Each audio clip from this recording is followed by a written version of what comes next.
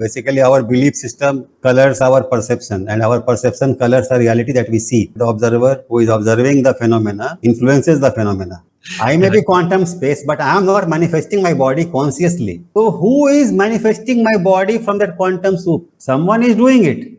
I am not doing it. So, who is that someone, or what is that something? We are part spirit and part matter and part mind. We are all three. We are part spirit, which is eternal, immutable, transcendent, and immortal. We are part flesh, which is physical aspect, and we are part mind, which is the interplay between the spirit and the materialistic reality that we experience. So the mind basically reacts to the experience that it is having. It also reacts in terms of making choices to the experience it is having, and those choices further color future experiences.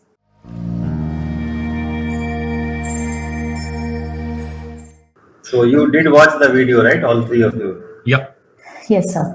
Okay. So let's get started. So what I will do now. We'll go one by one. I'll ask each one of you to give your understanding what you gathered. Am I audible? I put the microphone now.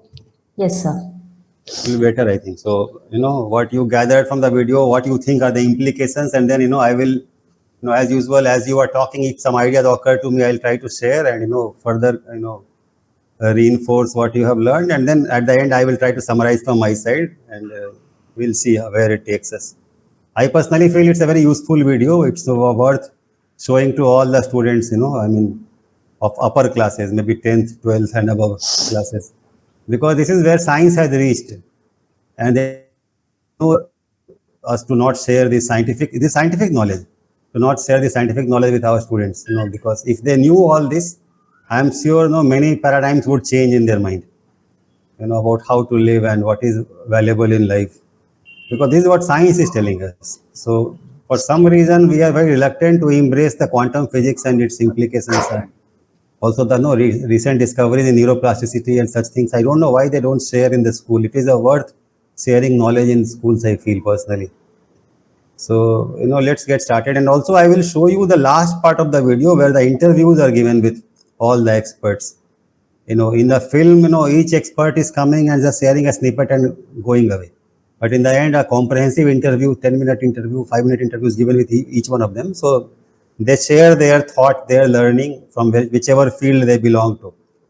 And they are experts from multiple fields of science and also spirituality.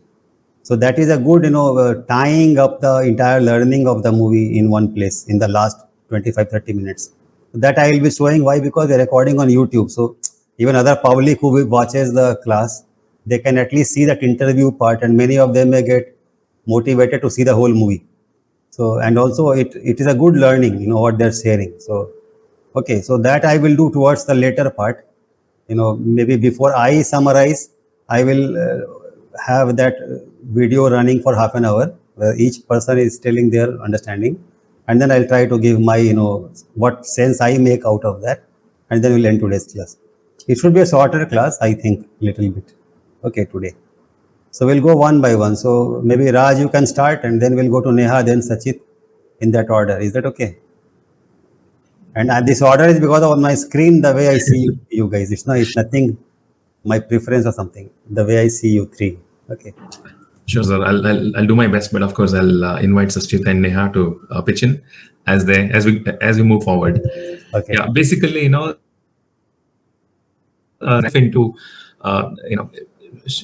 wherein she was caught into negative emotions and uncertainty and dissatisfaction with her own life, and throughout her journey, she begins to question the nature of reality and her own belief system. And she also understands that there are so many mysteries that are existing in the world, and she could not, she'll not find the answer at the beginning of it. And also the movie talks about the quantum mechanics, and also suggests that the reality is not straightforward as it seems. It's not as simple as human eye catches the reality, and also it introduces the idea of our own perception of the world around us in terms of how limited it is, and how heavily it is influenced by our own thoughts and our belief systems. Moving on, Amanda's character as an individual, basically it intertwines between the beliefs and thoughts and the behaviors. And also the movie encourages the viewers to examine their own self belief and also the consciousness. And movie also gives some ideologies in terms of how one can shape the consciousness and change. Few PhD research scholars, they also speak about how changing something in life can change our lifestyle. Similarly, we can change the reality the way we think. So yeah, so these are the introductory parts, sir. I'll stop here to see if there are any thoughts from you, or Sashtit or Neha. Yes, no, I think that is what one part of the movie is that only. So we are on the right track only. So I think all of us agree with you that basically our belief system colors our perception, and our perception colors the reality that we see. That is what is the learning from coming from quantum physics. Where it says that the observer, who is observing the phenomena, influences the phenomena that is being observed. Electron gun experiment, where the electron passes through slits, one and two slits, and the way electrons behave, they behave like particles, when no one is observing very closely. But when you start to observe them, when you don't observe, they start to behave like electrons only, and if you observe, they start to behave like waves, and something like that. So that shows that the electrons are not neutral entities. They are behaving according to the expectations of the observer. So that is a very classic quantum physics experiment which has proved that the observation process itself influences the behavior of the electrons. And electrons, why they are relevant? Because actually it is the subatomic particles and their movement, which gives rise to the apparent phenomenon of the physical universe. That is what quantum physics is telling us, that if you take an electron microscope and look at any chair, for example, or any table, you will not see the chair or the table. The chair will vanish, and what you will be seeing is the vast space in that place. And in that space, some subatomic particles are periodically arising and disappearing, and it's a very very weird kind of thing that we will experience, because there's no chair, there's no table. That is what we are used to perceiving. But instead, we will have a perception of a certain quantum space in that subatomic particles are appearing and disappearing. And the subatomic particles are like electrons, protons, electrons, and even leptons and quarks and whatnot. Very very minute subatomic particles, and so this is what you will see. So when we remove the electron microscope, again we see the table or the chair in the same place. So the question arises, from where is this chair coming, or from where is the table coming? Because when I look at the reality in a very microscopic level, there is no chair, there is no table. So it is very apparent that table or a chair which we are using and perceiving and also taking for granted is a apparition or something. It's a trick or a magic trick or something. Because how come this subatomic particle movement is giving rise to the perception of a chair? So is my brain deceiving me? Are my eyes deceiving me? Or who is deceiving whom? What is the point in having a chair or a table? Is there intentionality? I'm raising many questions now, which the movie has not raised apparently, but I am raising for our deeper exploration. So let's say that the world is random. Let's say I give a hypothesis. The whole universe is random. These chairs, these tables, this Neha, this Sachit, this Raj, Rajiv, Neha, all are random. Just like that, because some people tended to argue like that earlier, before quantum physics came on the scene, that it's all random and somehow life arose in this universe and on this planet, and there are no laws which govern the life, and simply it's be all free for all. Basically, you live as you are prone to living, and whatever you like you do. There are no consequences of behavior and such stuff. Morality is redundant and religion is redundant and all that. So I'm trying to bundle everything into the same basket. Let's say I'm raising this question, that I'm just telling hypothetically that let's assume that there is random universe. This table just happens to arise out of the quantum space. Now, does that satisfy your inner being? That could it be? And okay, one table is randomly appearing out of the emptiness, but there are so many tables and so many chairs, and they seem to have a certain color, shape, texture, We can differentiate between silk and cotton and jute, for example. It's very, very distinct texture, shape, size, everything, color. So all that is random. It is all appearing from quantum space, but all that is random. So let's say I am speculating like that, then do you agree with that speculation? If yes, why? If not, why?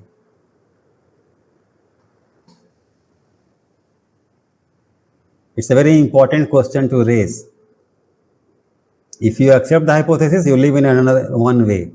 If you don't accept the hypothesis, then it takes you to a deeper exploration.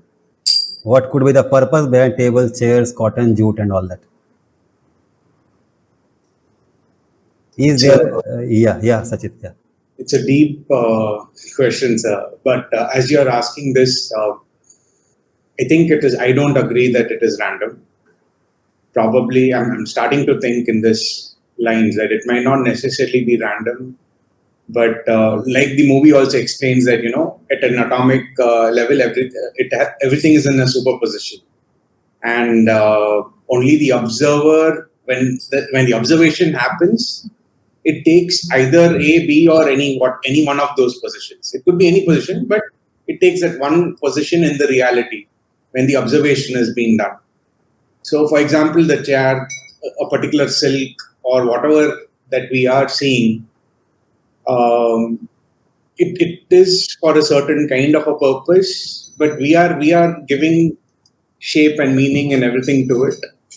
And I think if that is the case, then this gives a lot of explanation to how even manifestation works, how various aspects of our life work in complete influence of the observer.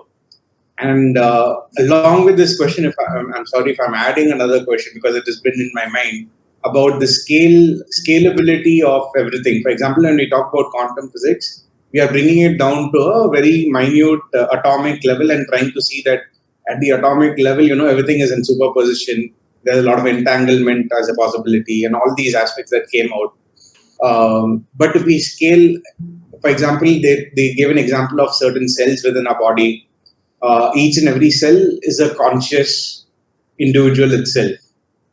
So, but then when I was thinking about it, if that cell is a conscious individual, but me also being a conscious, I'm controlling this body, mind, and three entities that we have, then it means that the scale keeps going above as well and as well as below. So if the scale keeps going above, does it mean that this universe at an whole, if I consider that, if I am a particular cell, considering me as a cell, and we all are just those individual cells, like how a particular organ has a certain function and purpose, our Earth has a certain purpose and function, other planets, other galaxies have a certain function. It could all be one entity of one particular being.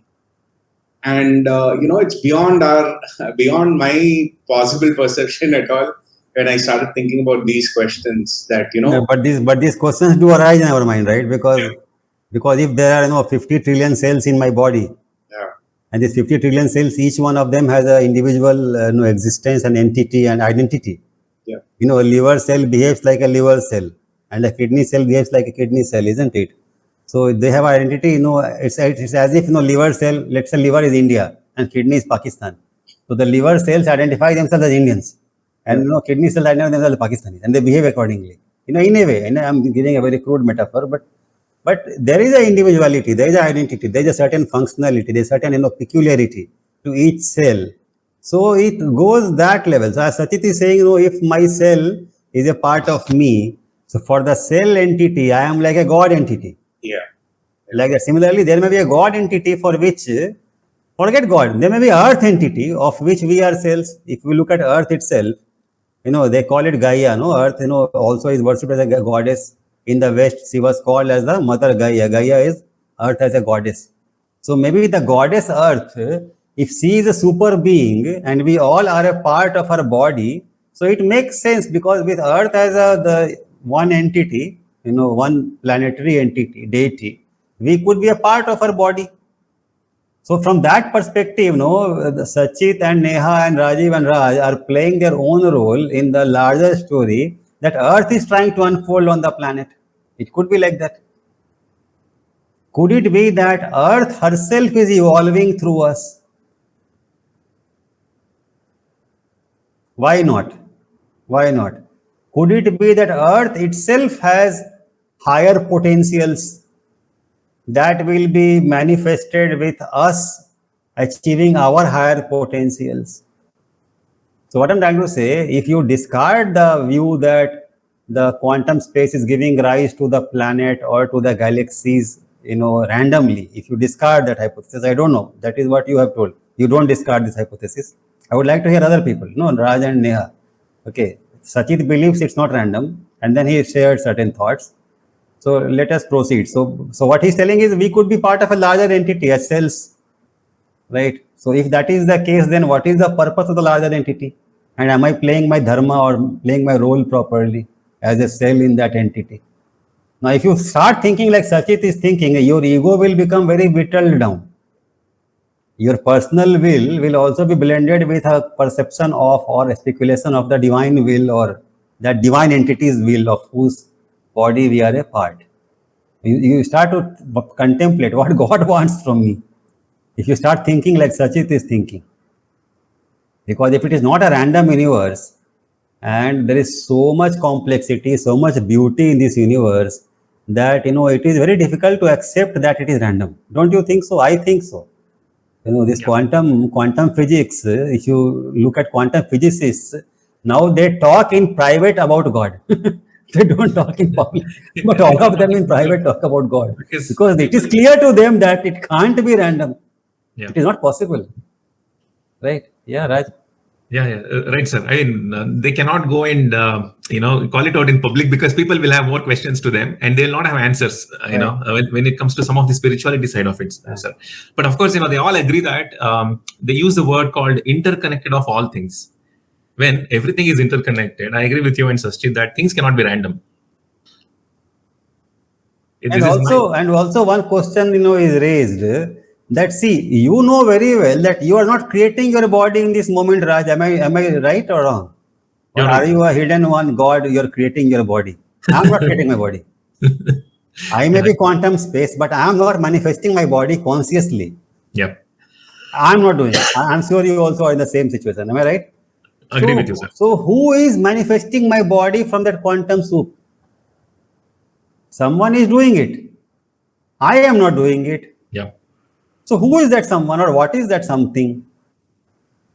So it is very clear that there is an intelligent manifestation called Rajiv, and same with Raj, same with Neha, same with Sachit. But Rajiv is not doing it, Neha is not doing it. Who is doing it on our behalf?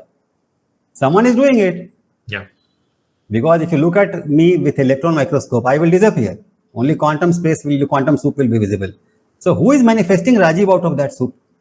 I am not. Rajiv is not doing it. So who is doing it? That is another question which is raised. It's a very deep thing. No, what the bleep do we know? It raises many deep questions. They can't raise so many questions because the movie will become 30 hours long. If we start exploring seriously. But that is my job, to raise these questions so that our consciousness expands. Right. So who is doing it? I'm not doing it. So someone is doing it, because when an event is there has to be a cause. And cause is not me or my volition or my will. And if this quantum space is just a space without any intelligence, it can't be doing it. Inert entity can't be doing it. And I'm sure electrons by themselves are not that intelligent, that they by themselves will manifest this body. There is something behind this show. The movement of the subatomic particles produces the body. That is very much true. How you can explain it scientifically is the way the movie is created. When we go to the theater and watch a movie, or you watch on a computer also, I'm talking about the initial technology when they were mounting the reels on the those discs. If you have seen those things, and these discs will rotate at a certain speed, and the light will fall on the film, and it will get projected on the screen. Have you seen those? No, they were called projectors. Projectors, and screens will be there. These projectors will move the slides at a certain speed, and the technology was based upon the perception of the eyes. There is something called what it is called when something falls on the retina, some image falls on the retina, the image persists for 1/28th of a second. So if you show static reels in movement, which are faster than the ability of the eye to catch, then it appears as if static reels become like a movie. So in reality, if let's say Rajnikant is hitting the villain with a fist, so if you look at the reels themselves one by one, the fist is coming like this, like this, like this, slowly, slowly. There are 100 negatives which will picture the fist moving from here till there. But these 100 negatives move so quickly that the eye is not able to catch it. And it appears as if Rajnikant is hitting in a continuous flow. So it appears as if real life, speed is, the movie is taking place at the real life speed. We don't see any distinction between our real life and the real life. It seems the same. Are you getting what I'm saying? So similarly, every movie that we see is like that only. Certain pictures, static pictures, they are moving so quickly that our eyes are not able to catch it. Okay, so in the television, for example, it is not a reel, but it is in the old television when cathode ray tubes were there. The electron guns which are inside the television, the electron gun, it will fire the electrons in a certain pattern, but it will do it so rapidly that it seems as if we are watching a movie. You see, so they translated that negative and that projector technology to computer, to television, and the same thing happens through chips also, which I don't understand technological part. But something is happening, but the basic phenomenon remains the same. The eye is not able to capture because the speed with which the pictures change is so fast that the eyes are deceived. So similarly, the subatomic particles, they move in the quantum field in such a pattern, such a unique pattern, that a table is created which is red in color. If you change the pattern, the table may change into a chair and may become green. So the real, magic behind the apparent shape, size, and color is the pattern of the movement of the subatomic particles. So idea is that the subatomic particles are not fixed in nature; they are in a superposition, not in actual position. They manifest out of nothingness in a certain position. But to manifest a chair from the quantum field, the subatomic particles are appearing and moving in a certain set pattern. Okay, so how is that possible? Is that space having some memory? That is one explanation which I have been thinking about it for many years. So my one answer is that each space that we see, which represents one particular object, let's say this chair is one particular space. I mean, there is space, and out of that, there are many units of space. So one unit is chair, and that unit has a certain memory, and that memory is what is playing the game. The electrons appear and disappear using that memory. That could be one explanation. So if we accept this explanation, then we don't need to bother about God. So, but then it is a very weird explanation, because that again brings this question that how can there be so many separate fields, each with their own memory, and without any entanglement or without any interconnectedness? Because the way we experience life, it seems like a dance. Everything seems to be interconnected. Is it not? For example, I change my nature little bit for the better. I become little bit more milder and sweeter and more wiser. And out of nowhere, I get a job offer in a better company with a better prospect, with a better boss, with better colleagues. Such synchronicities happen, right? So if we are only working out of memory, all of us, the particular space which is manifesting us is only working out of memory, then why changing me is leading to my changed circumstances? That shows at a deeper level, there is some deeper intelligence which is connecting different quantum fields. Are you getting what I'm saying? So in different ways, if we think and look at life in its totality, it seems to me that it is not random. Because if it is random, then what explains Carl Gustav Jung's synchronicity? Which I just explained, synchronicity, one example. I work upon myself and my circumstances change. It seems some divinity is blessing me. We call it grace. So, so we can introduce the idea of grace now. So this grace is experienced by many people. I am experiencing grace. Maybe you are experiencing grace. Neha was telling she's experiencing grace. She was looking for something and suddenly this class has started. Neha had said. So what explains this grace? So a lot of blabbering I have done. Now, you people take it forward. Raj, now, so I gave my thoughts, right? Yeah, sir. Thing is, if you let me talk, I will talk for too long. In the same, sorry if I'm interrupting, Huh. in the same context which you were sharing, I was also thinking on, for example, the aspect about free will also, right? For example, I'm me as an individual person, like you said, if I'm working towards, betterment or being better, being a better person, all these good, better qualities, uh, like you said, synchronicities happen. I was thinking it even, for example, because it was all about atomic and everything, I was thinking about my own body. For example, I was asking a question that, for example, if I'm making better food choices, the bacteria, we are made up of so many things that it is so astonishing. So, for example, the bacteria in my stomach, if I've had a lot of oil, sugary or fast food and everything, there are certain bacteria that get formed in the stomach. They keep craving for that kind of food only until it is sent off of the body. But say that I, as a human being, at my level of consciousness, I make a choice that no, I want to make better food choices. I repeatedly choose a certain better food instead of fast food. I have a other kind of meal. So then those bacteria kind of it stops its requirements. It might go away from the stomach because it is no more craving this same fast food. And there are other bacteria which will continue its own function of the stomach. The whatever the functions of the stomach is, that will continue. The question that I was asking is, if we are also that small at an individual, like I spoke about the scale, which I was talking about, the scale is same even upper and even below. Like when we're going at a scale of smaller levels of, for example, at a cell or a bacteria or the stomach. So what is happening here? Because of my choice of being better, changes are happening at an individual consciousness of that cell also being able to have a better evolution. So there are two ways to look at this. So like the questions that you were asking. One, I'm seeing that because I'm making a better choice, probably evolution is happening even within my systems.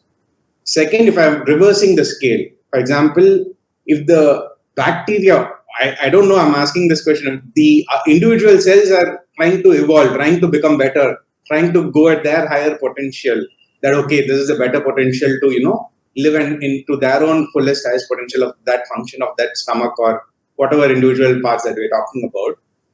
When they are making those choices, it also is making me make that choice. That question is not, we are not very able to make that connection because probably there are two truths, there are two parallels here. The movie speaks about it, or even I'm thinking about it, that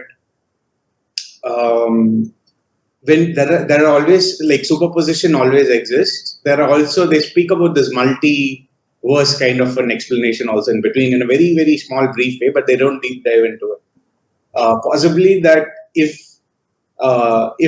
me as an individual, if I'm choosing a better choice, because at an atomic level, everything is existing in all possibilities. When I choose a better possibility, I observe the reality and manifestation of a better possibility. If I choose B, I'm into that possibility of being in observance of B instead of A.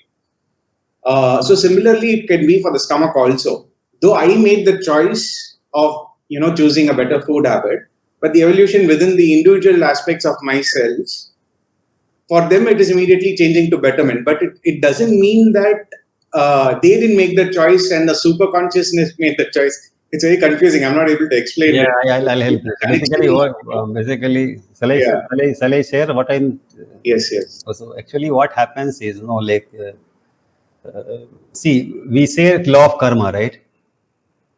So in a way, what you are doing is trying to grapple with the law of karma at atomic level, cellular level, and your level between Sachit and his cells, right?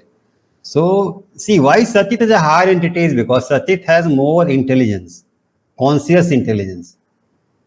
Sachit can make these choices, but cells generally don't make choices. They are the basically recipients of your choices. For example, if you eat pizza, your stomach cells will have to digest pizza. They have no other choice. And if you eat, simple, kanji rice, your stomach will have to, stomach cells will have to digest kanji rice. So whether the stomach cells will digest kanji rice or pizza is not a function of their choice, a function of Sachit's choice.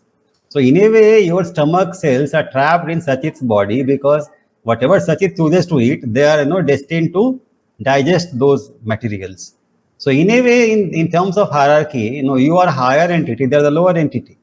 But it not doesn't end there. Law of karma takes over after that. As you start making a one choice, one type of food choice repeatedly over time, your cells become predisposed to enjoying those types of food. Because for example, tongue cells, they like that taste, so they crave that taste. Stomach cells like that, so they crave that. And since certain bacteria may arise which crave that particular junk food, so they crave. So all these cravings of 30 trillion cells and 20 trillion bacteria forces Sachit to look for a pizza and eat it. Sachit thinks I am eating pizza, but actually he's being compelled to eat pizza by this 30 trillion cells and 20 trillion bacteria. No, it is a funny thing I'm saying, but it is happening. That is law of karma. Your actions in the past are forcing you to perpetuate the same actions even if they are spoiling your health.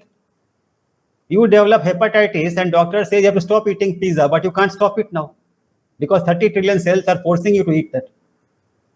But then how the cells became so unruly? Because of your choices that you made. That is law of karma. So today, Earth is unleashing tornadoes and is heating up like anything. And recently, some United Nations official told it's no longer a Earth which is becoming warmer. It is a Earth which is now starting to boil. It's no longer warming, global boiling now. America is suffering heat wave. Europe is suffering heat wave. 43, 44 degrees temperature in America, unprecedented. In America, can you imagine? These people are white and they don't have melanin in their skin. They can't tolerate that heat. Many burn injuries are happening on road in America right now. So, is it possible that Earth is now, forced to do all these things because the individual cells in the Earth body, like us, we are making wrong choices? Collective consciousness of Earth itself has become wild and it is going berserk now. We don't know. I mean, is Earth a static and a reactive entity which is simply trying to maintain homeostasis? Or is Earth an angry deity which is trying to take revenge and finish humanity? I have no answer. I don't know. But these are speculations. But one thing is for sure, that our choices is affecting Earth's choices. Just like your stomach cells choices is affecting your choice to eat pizza or not. But to give you my thoughts on this, I feel that it is not Earth's fault. I feel, Earth was a planet where we were meant to evolve, and we were meant to come. We means humans. And the role of the humans was to make Earth more beautiful and, more heavenly. But for some reason, we are not able to do that. Maybe it was meant to be that we will, have some kind of experiment with materialistic tendencies for some time, and then one day realize its repercussions, which we are facing now as global, ecological crisis and moral crisis. And then we can collectively take a lesson from that and go back to a more healthier lifestyle at collective level where we don't repeat that mistake. So to take my logic to a conclusion, basically what I personally believe and also experience in my meditation is that we are part spirit and part matter and part mind. We are all three. We are part spirit, which is eternal, immutable, transcendent, and immortal. We are part flesh, which is physical aspect, and we are part mind, which is the interplay between the spirit and the materialistic reality that we experience. So the mind basically reacts to the experience that it is having, and it also reacts in terms of making choices to the experience it is having, and those choices further color future experiences. That is what this movie is telling, that our role is also significant in manifestation. As we think, so we experience. As we feel, so we experience. There's a book called The Secret by Rhonda Byrne that also says the same thing. what you are believing in your heart is manifesting in your reality. So, it's a very important thing to ponder that what is our responsibility in producing the reality that we are experiencing. So, it is very interesting. Cell versus body, cell versus Sachit, and me versus earth, and earth versus me, and where it takes us. So what I'm trying to say is that this movie raises these questions that shall we continue living in the same way as we have been living unconsciously, or shall we see the interconnectedness of the entire universe, entire planet, and understand our responsibility that we have to be, as an individual cell in the earth's body, responsible, so that earth can start to heal. Okay, so that we can see a new epoch unfolding on earth. Because what we choices we make will affect our future generations also. It's not only Sachit, it's also Sachit's baby. Sachit will leave a legacy for his baby, isn't it? So what kind of a planet you want to leave behind for your baby? That is also a very deep question. I have raised many deep questions, and I don't know, whether I'm making sense or not, but I'm making sense to myself, but whether I'm making sense to you, I don't know. So, yeah, Raj, you want to take your thoughts forward? Neha is still waiting. Neha has a lot to share. I know that. Okay, she has watched the whole thing. No, Okay. sorry. Your questions would definitely make sense to me as well, because I'll also raise a few questions for our discussion. But yeah, the central theme of the movie is about the duality of reality, basically, meaning reality is not fixed and it can be shaped up by two aspects. One is the consciousness, the other one is the thoughts. And you have mostly covered about Consciousness, another one is thoughts. thoughts. Okay. The thoughts. You gave a beautiful example of how the decisions that we are making is impacting the earth. I think recently I saw a note that between Ukraine and Russia is going to set up some nuclear bomb sort of a thing on Ukraine. Recently I saw a note because they're trying to set everything for the war. So I think the decisions taken by some of these the army leaders in some of those countries will just not impact one particular region. It would impact the whole earth. The only time all the countries came together was when we have the crisis of the ozone layer issue. That is when every country came together. Apart from that, none of the countries are coming together during COVID, during war. No companies coming together and getting along and making a single decision.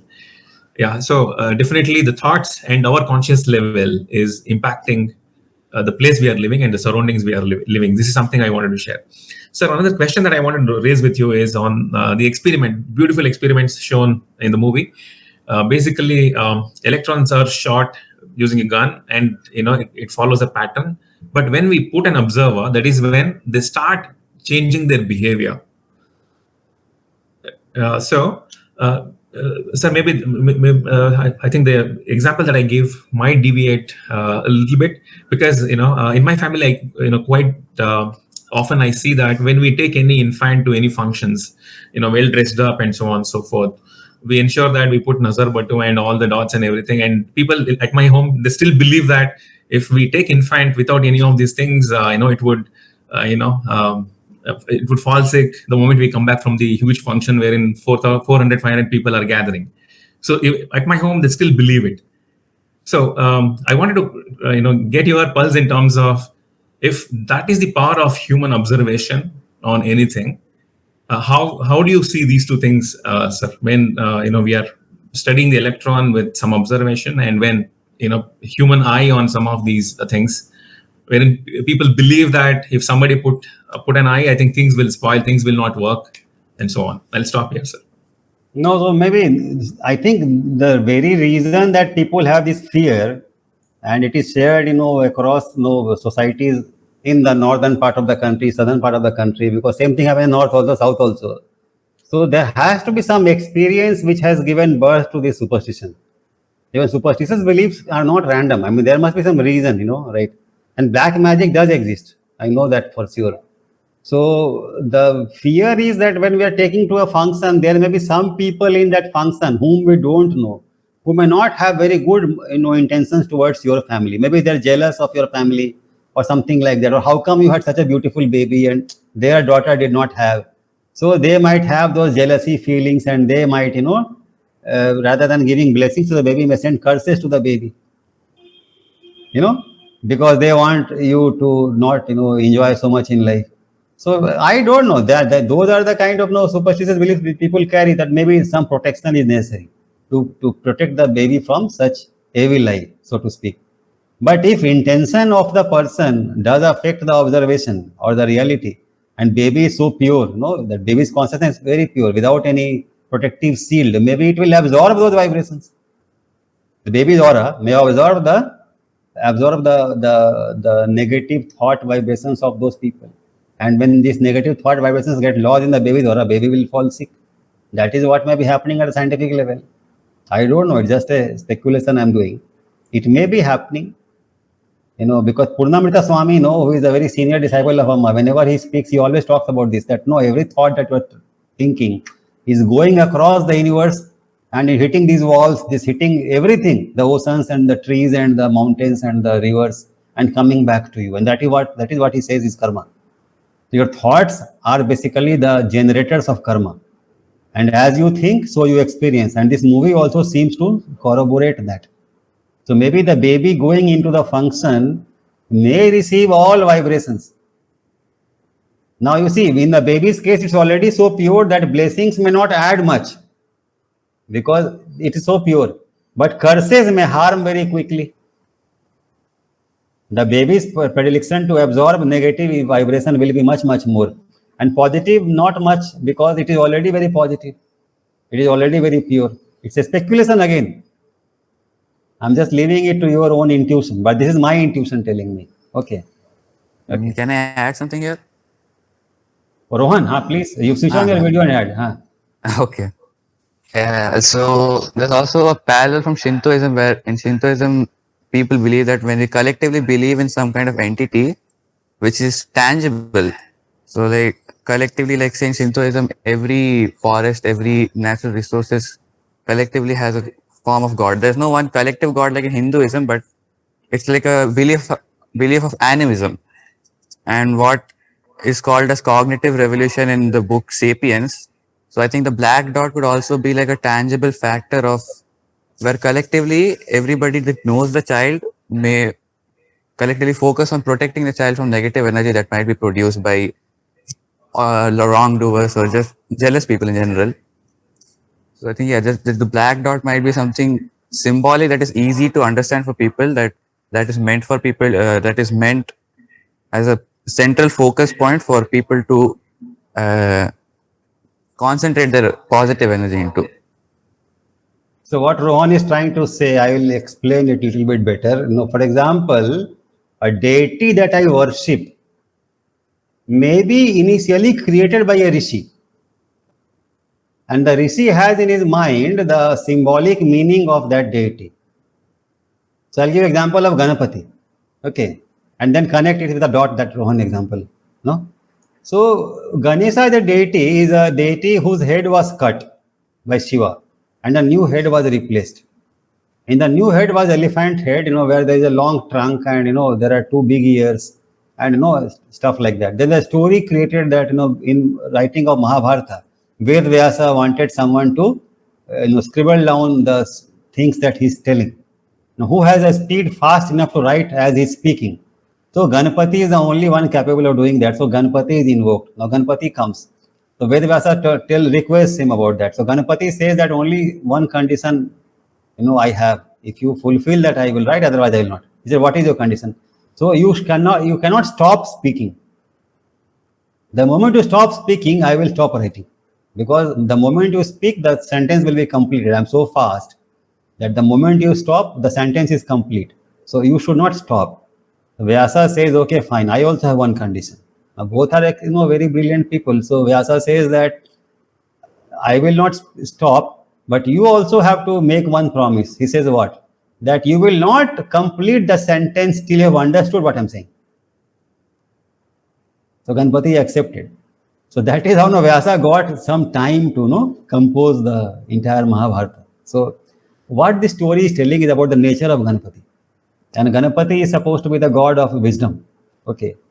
And you look, I know he has a pot belly, and there are laddus in front of him, and there is a mouse that he rides, and the mouse is not looking towards the laddus, is looking towards the Ganapati. When it is made correctly. These days they make the wrong picture of Ganapati where the mouse is looking at the laddus and salivating. That is wrong understanding. That is reverse of what Ganapati stands for. And Ganapati stomach area is there's a snake with which his stomach is tied.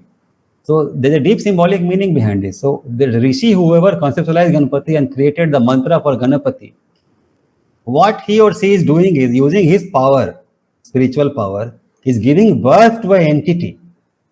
And that entity has become a very powerful archetype, using Carl Gustav Jung's language in Indian culture. And this archetype is basically a deity. So what is the idea? The idea is that from the quantum space, which is absolutely, a field of infinite possibilities, potentialities, one reality has been created by a rishi with his powerful projection, thought projection. So in a way, Ganpati is given birth by a rishi using his powerful thought waves. And he has conceptualized Ganpati in some manner and given such shape. Okay. So you see what it means. Ganpati has two big ears. Means what? He is a great listener.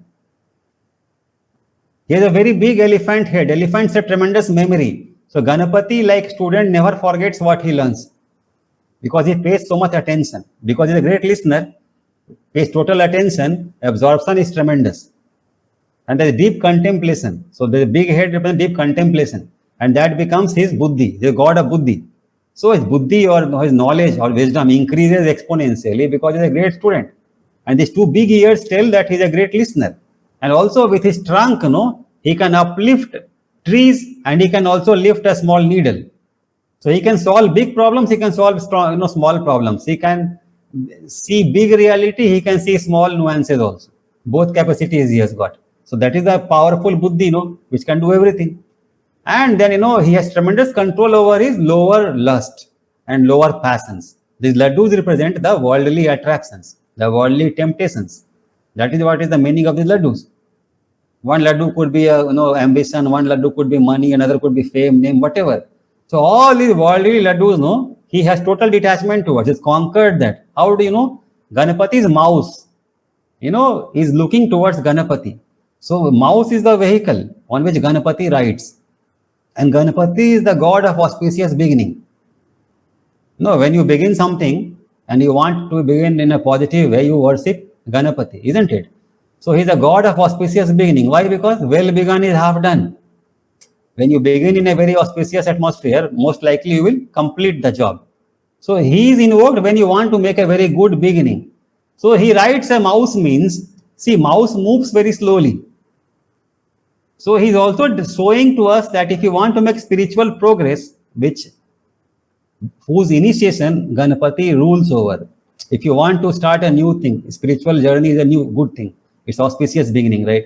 If you want to develop spiritually, the first god to seek blessings from is Ganapati, because he will remove all obstacles from your path. He's a god of removing obstacles. So you will develop very fast on spiritual path. So that is what he represents. Even when you want to set up a factory, you want to remove all obstacles from its path so that factory runs auspiciously. So idea is that this Ganapati is also telling us that when you want to make the right type of journey, the progress will be slow and steady. So the mouse represents that slowness and steadiness. Mouse is a very diligent creature. If mouse starts cutting a rope, it will not stop till the rope is cut. So idea is that again we chose a mouse as a vehicle because the idea is that when we start a spiritual journey, which Ganapati rules, we are tied down with so many ropes of karma, which is our unconscious tendencies, habitual patterns. But with Ganapati's mouse as the symbol, which gives us inspiration and motivation, we should never feel depressed because of slow progress, because progress will be slow and will be steady. But like the Ganapati's mouse, we keep cutting and nibbling away at the ropes of our unconsciousness, like we are doing in our Grow Your Light sessions. Every week we make little bit progress, right? Hopefully. So, and we are not very impatient to become a Buddha overnight. We may be Buddhas today, but we are slowly making progress. So Ganapati mouse is motivating us. We are diligent people. We never give up. We keep coming back again and again and meet every week. Let us see how long we can sustain it. May Ganpati bless us and we continue forever. Because it's not as if I have planned everything till the very end what I will be doing. I don't know. I'm also learning with you. It's a new chapter in my life also. I'm enjoying this very much actually, this process, because it is stretching me also out of my comfort zone, right? Because I'm blabbering more in these classes than I do in my real classes in the ASD. Because I know I'm with a mature audience. I don't know. But no, slowly people are coming, people are watching the shorts and the videos, and slowly family is growing, hopefully. So I don't know what all I said. So coming back to Rohan's point, that black dot, the entire family members believe that by putting the black dot, you are protecting the child. So this black dot is no longer a simple black dot. It's a charged black dot. Our protective energies of the family members get accumulated in the black dot. Do you follow what I'm saying? And as a result, the black dot may become magnetized magically by our energy of protection. And as a result, whatever evil eye people are casting, this black dot will ward it off. And that is maybe the science behind that. That is what Rohan tried to say. Rohan, am I right? Yeah. Okay. Thanks, Rohan. Yeah, I think, sir, even I feel that it logically makes sense. The reason is putting the dot on an infant is a conscious decision. It's just not randomly put up. Whether they put powder or not, or cream or not, but definitely they'll make sure that this dot is there on on the chin, on the palm, on the on the feet. So I think it's a conscious decision that that is taken by a mother or grandmother, somebody who is actually dressing up the infant. I think it makes sense. And also, for all you know, no, it is told that black color is black because it absorbs everything. Nothing is reflected. So maybe one reason could be that black dot, whatever evil eye someone is casting, all the vibration will go into the black dot only, and it will not it will not touch the other parts of the boy's body or the child's body. Maybe, I don't know. So these may be the intuitions behind this. Okay. People may not know that science behind this, but they are doing it, something which is intuitively working for many, many years. So they are doing it. Right. Okay. So let's proceed further. Shall we go to Neha? Or you have to share more, Raj? Sir, I'll come back to you on the conclusion, sir. I have made few notes there. So let's go to Neha, because she's waiting for a long time. Yeah.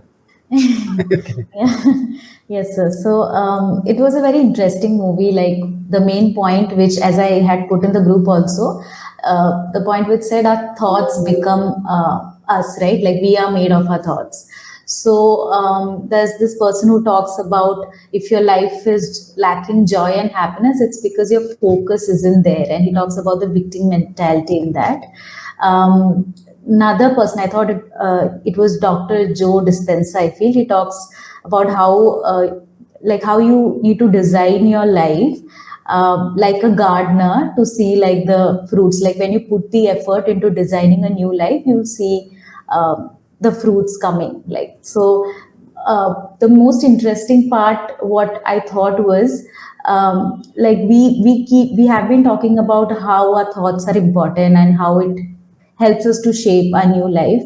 But with negative thoughts, he says that whenever a negative thought comes to your mind, like if you consciously put a stop to it, you'll see how in the long term the nerve get detached and how the frequency of thought can reduce. So that I thought was very important, because it somehow felt like this is something you could do to not promote that kind of a string of thoughts.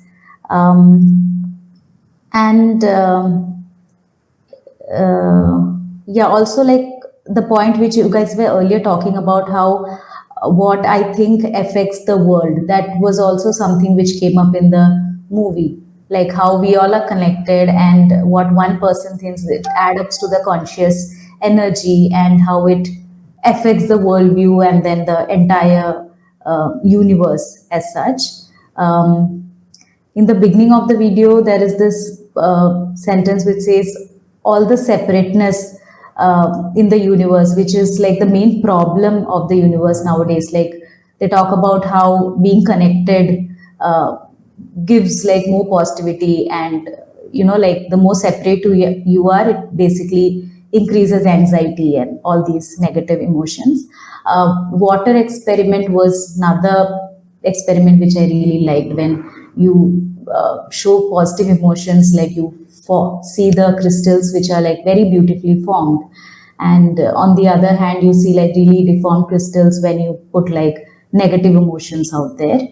Um, and they talk about this empty space having a lot of energy, like vacuum holds a lot of energy, which is something I couldn't comprehend that much, but um, yeah, So it like is that. told that if we could release the energy from one small cubic centimeter of space, Huh. that could take care of Earth's energy needs for next 1,000 years. That's 1 cubic centimeter. That was energy is there inside. Yeah, so So now science is mad to uncover that energy because now our science thinks in a weird way.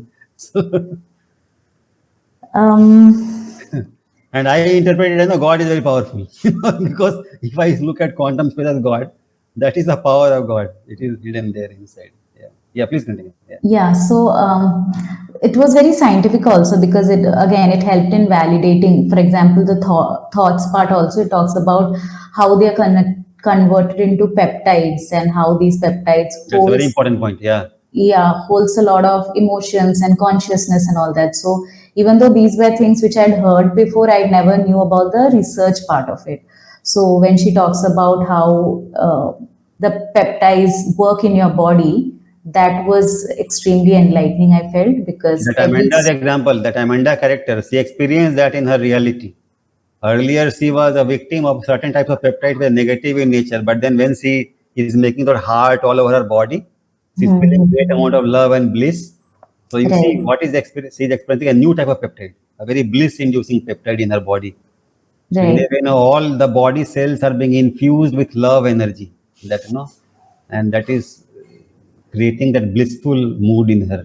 yeah. Happy, like happy. So yeah, I feel the peptides has a lot to do with the nervous system and the mind. So all this is basically very much interconnected The and way we think, the way we think, the corresponding peptides are released. released. Yeah. So yeah, it's basically about what we think. Yeah, so and that will govern our mood, our happiness or misery. So if we want to be happy, we should think happy thoughts. That's the basic learning from that experiment. Yes, yeah.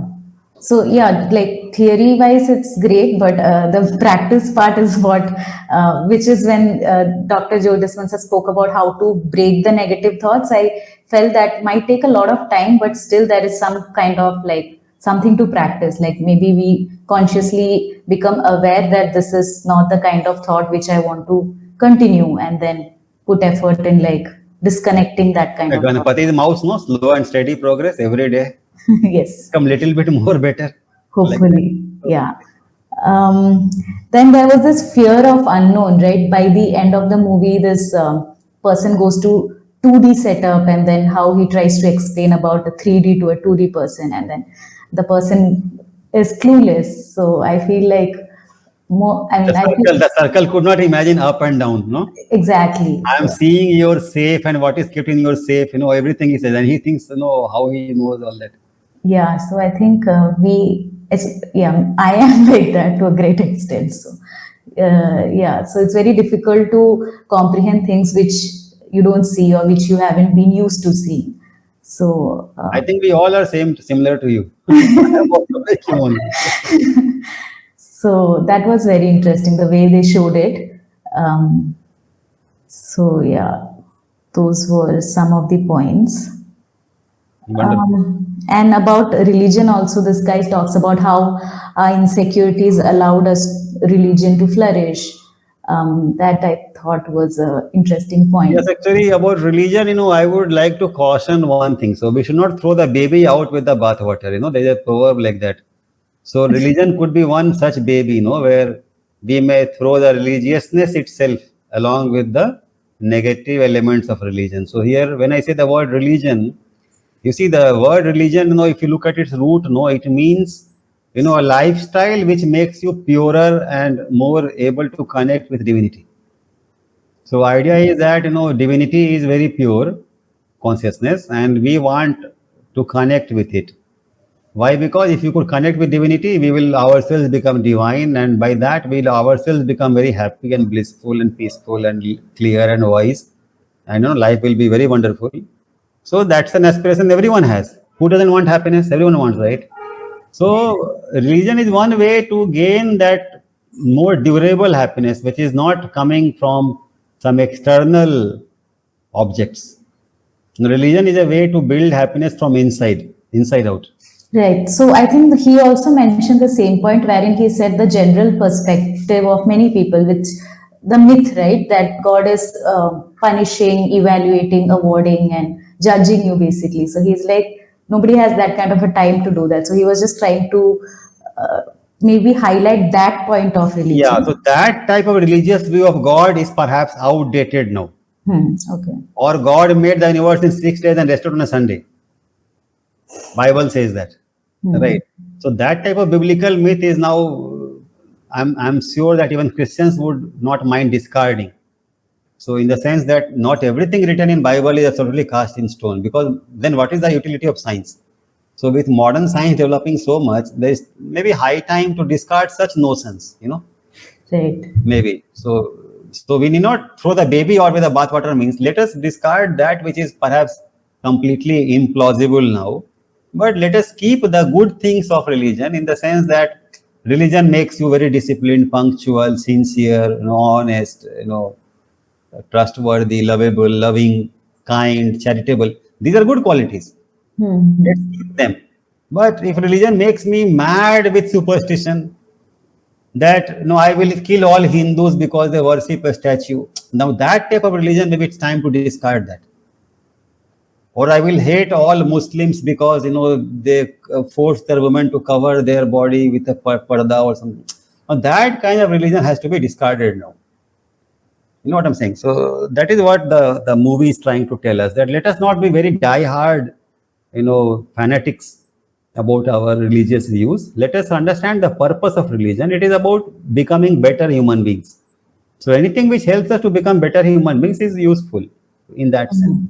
But let us not become, very much, brainwashed into believing that each religion is like, unworthy or dirty or something like that. That is, I think, another extremist view. Religions have their also role to play. And see, not everyone is capable of very scientific thought process still. So maybe they need some kind of support system, True. some kind of belief system. So let them keep their religion as long as they need it. And more and more people like us also are awakening in the world today, which who understand that maybe religion can be replaced with spirituality. So for example, someone like me, I have been reading all the religious books from all the streams without any inhibitions, without feeling any dirtiness inside me. Because I understand Christ was a wise man, Muhammad was a wise man, and there is no harm in listening to a wise man. But then to give benefit of doubt to Muhammad, he was in 1500, 1600 years ago. So he did not have access to all the modern scientific knowledge. So whatever he spoke from his own intuition. So many things he may have told which may not be very correct scientifically speaking, and that is okay. Many things which I might say today or someone else might say today may not be perfectly all right given the science of 1500 years later, but that is okay. At least I tried my level best to make sense of reality, and I tried to teach my students given the best understanding that I have. But hopefully, as long as my intention is good, it is okay. Because there are many things that he taught which are very good, right? And also, we don't know when a great teacher is teaching, many words may be put into his mouth by other people, which he did not speak, because we have not heard him live, right? What we are only reading is someone else's version of what he told. And we know in management communication, when we try to, the telephone game we have played, right? When we communicate down the line, across generations, the actual teaching may get distorted a little bit. And the distorted picture attributed to Muhammad or Buddha or whoever may be taken as literal truth by the die-hard fanatics.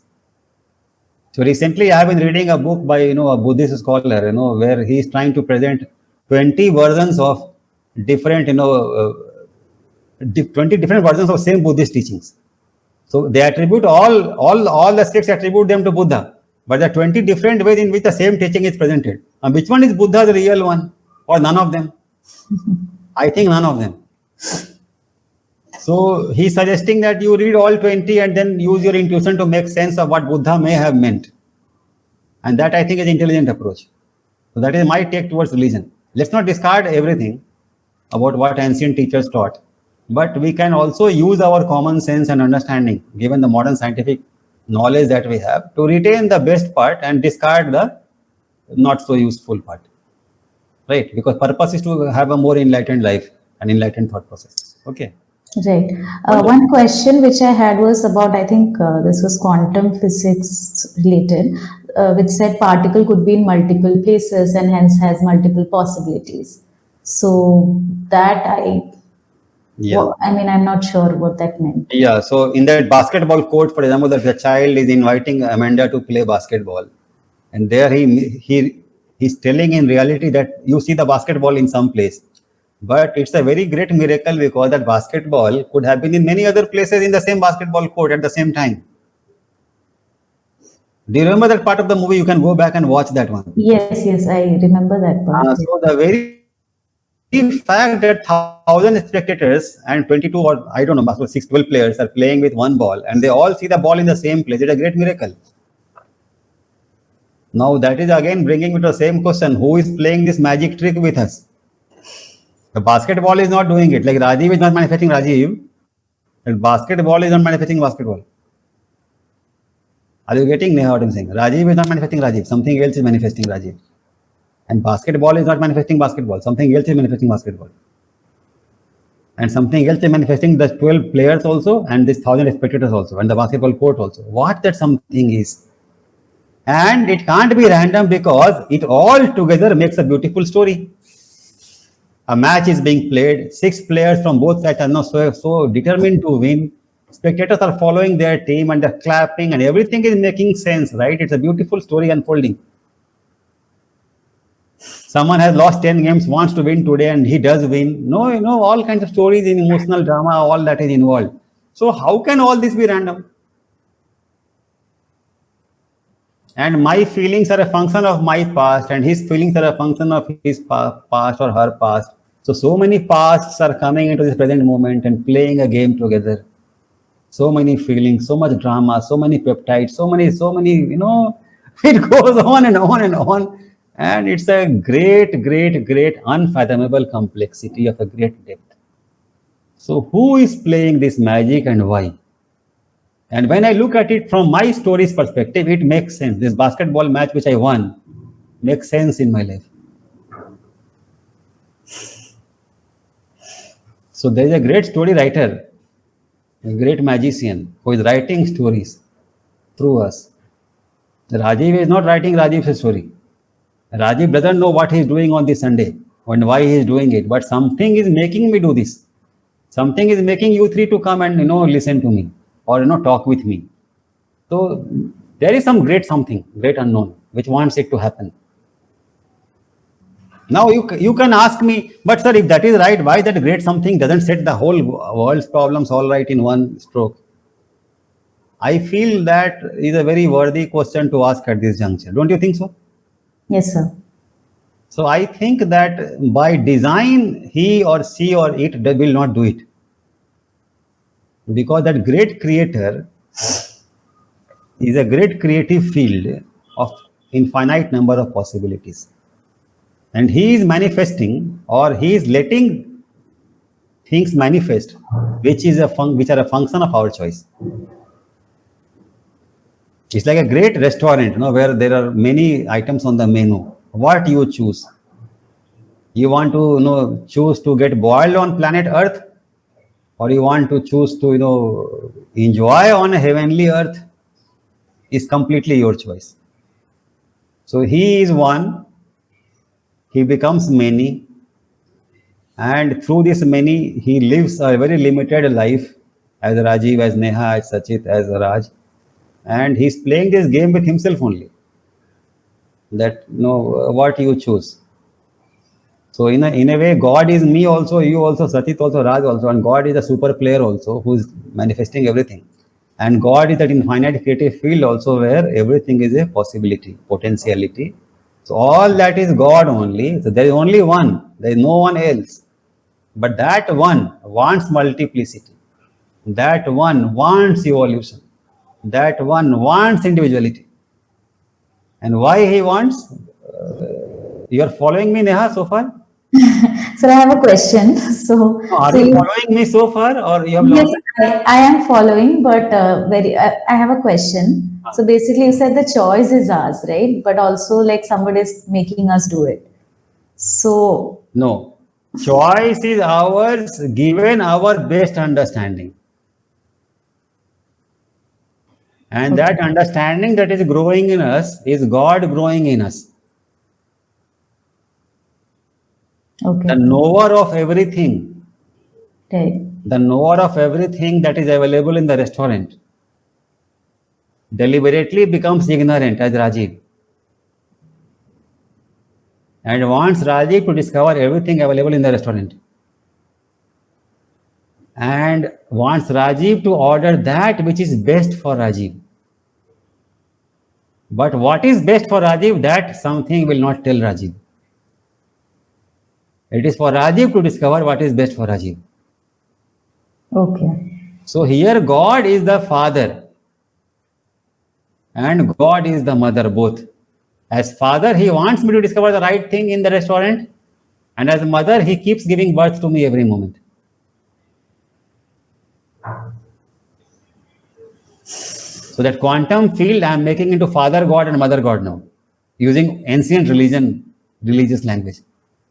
There is no father, no mother. There is only quantum field, super intelligent quantum field. But that is father God and mother God. It's playing a game with all of us, through all of us. It is manifesting all of us as intelligent beings, and it itself being infinite intelligence wants us to grow into infinite intelligence as an individual entity. See, what is the fun in playing a game where you know everything? So the fun is in learning things better, doing things better, and enjoying a better life day by day, day by day, day by day, and becoming the God that you are potentially already inside your inner being. It is about discovering your own self and unfolding your own self, and that is the play that God wants to do, and that is called Leela in India. This is the meaning of the word Leela. Okay, have I answered you, Leha? yes, sir. Does it make sense to you? If you are God, what you will do? Tell me. Will I you think, create a world where everyone knows everything? And then what is the fun in that? but I think this process is a bit hard though. So, yeah, Process is hard, but isn't it a scientific and very beautiful process? I guess, yeah. I mean, One day when you will become that wonderful Neha, I mean, you already are wonderful, but more wonderful Neha, won't you feel so happy and proud to have grown so much in life? yeah, maybe once I reach there. Yeah. And in the meanwhile, doesn't it attract you to become like that? Yes, that is definitely there. So Yeah. both ways, this side of the mountain, it's motivation. That side of the mountain, it's exhilaration. No, ecstasy of having achieved, right? So both sides, it is good only, but it is the pain involved in the process of blundering, making mistakes. That is what gets us down. So when you watch, stuff like that here to classes like these, you no longer remain a pessimistic person. You understand, your mind has broadened so much that you understand the basic design of the universe. And then you become an intelligent and very happy participant. So the focus shifts from being a victim to a creator, Right. as best as possible. As long as we get that, it's okay. I felt Raj wanted to say something. Did you want to share something, Raj? Not now, sir. Not now. Basically, Okay. I was trying to gather a few thoughts, sir. But anyways, I'll gather those facts before in the next 1 or 2 minutes. But yeah, please continue, sir. Yeah, so I am done. I responded to Neha, so I am done. Neha is satisfied, so I am also satisfied with what I told. So I feel that is what it is. So it's a field of infinite potentiality, but so what gets chosen I mean, as reality, is a function of our past choices. That is why we always feel as a continuity between the previous moment and this moment. Right? If we change nothing, nothing changes in our reality. But as we change something within ourselves, there's some change in the reality. That is the quantum entanglement, that interconnectedness. So that is how it is designed like that. If I smile at someone, that someone smiles at me generally. But if I frown at someone, then they also don't connect with me. So isn't it visible day by day in a simple interaction? If I am jovial and happy and caring, then people also tend to care for me and tend to connect with me. So in a way, I am creating my reality. Whether I'll be lonely or I'll be filled with friendship and joy in life is also a function of my choices. You can see immediately. Now, one thing I always used to wonder earlier. I'm sharing. We can see everything on this earth, but except our face. Have you noticed? You can't see your face unless you have a mirror in front of you. Now, why God made it like that? We can see everything, but we can't see our face. So there are many mysterious things in this universe. This is one mysterious thing. Another thing I'm sharing. If you meet some friend in a mall or somewhere, and you have not met that friend for maybe a year or so, and if your eyes meet each other, you immediately know that this person has seen you. Isn't it true? Even if you're 20 meters, 30 meters away from each other, if your eye contact happens with that person, even for a split second, you immediately know that eye contact has happened. Have you noticed that? Yeah. How you are able to know that eye contact has happened at such great distance? It's an intuitive thing. Instinctively, we know that that person has seen me. And after eye contact happens, if that person denies that, no, Neha, I didn't see you, you will not accept it. You will know that he is lying or she is lying. But how you are so certain that eye contact has happened? But as long as eye contact has not happened, you will know that eye contact has not happened. That person has not seen me. But the moment eye contact happens, you know certainly that they have seen you. And it's a very, very mysterious process. Because you are here and she is there 25, 30 meters away. How do you know that she has seen you? But you intuitively know. Doesn't it puzzle you if you notice this? Which shows that your boundary is not ending here. As you see something in the great distance, you are traveling with your with your vision. You are becoming one with what you are seeing. Don't you feel like that? This example tells you that. If you are seeing a mountain, and if the mountain had eyes, you will be able to know the mountain has seen you. Which means your vision is traveling to the mountain. You are not limited to your body. So who are you? Who are you? Are you just this body or also an energy inside this body? So with your vision, energy is traveling.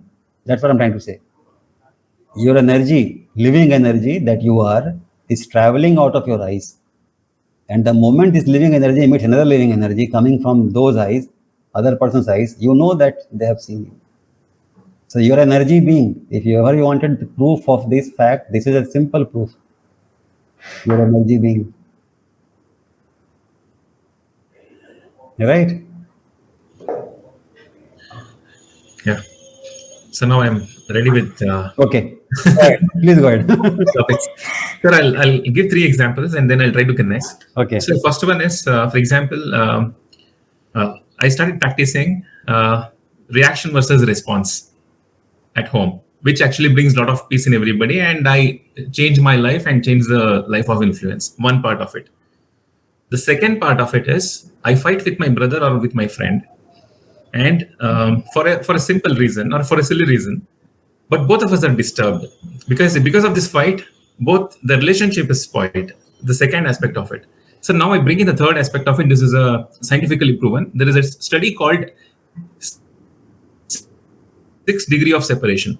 6 degree of separation. For example, Tom Cruise, who is one of the famous movie actor, I do not know him by any means. But if I have to connect to Tom Cruise with 5 degrees of using my connections, I can reach out to him.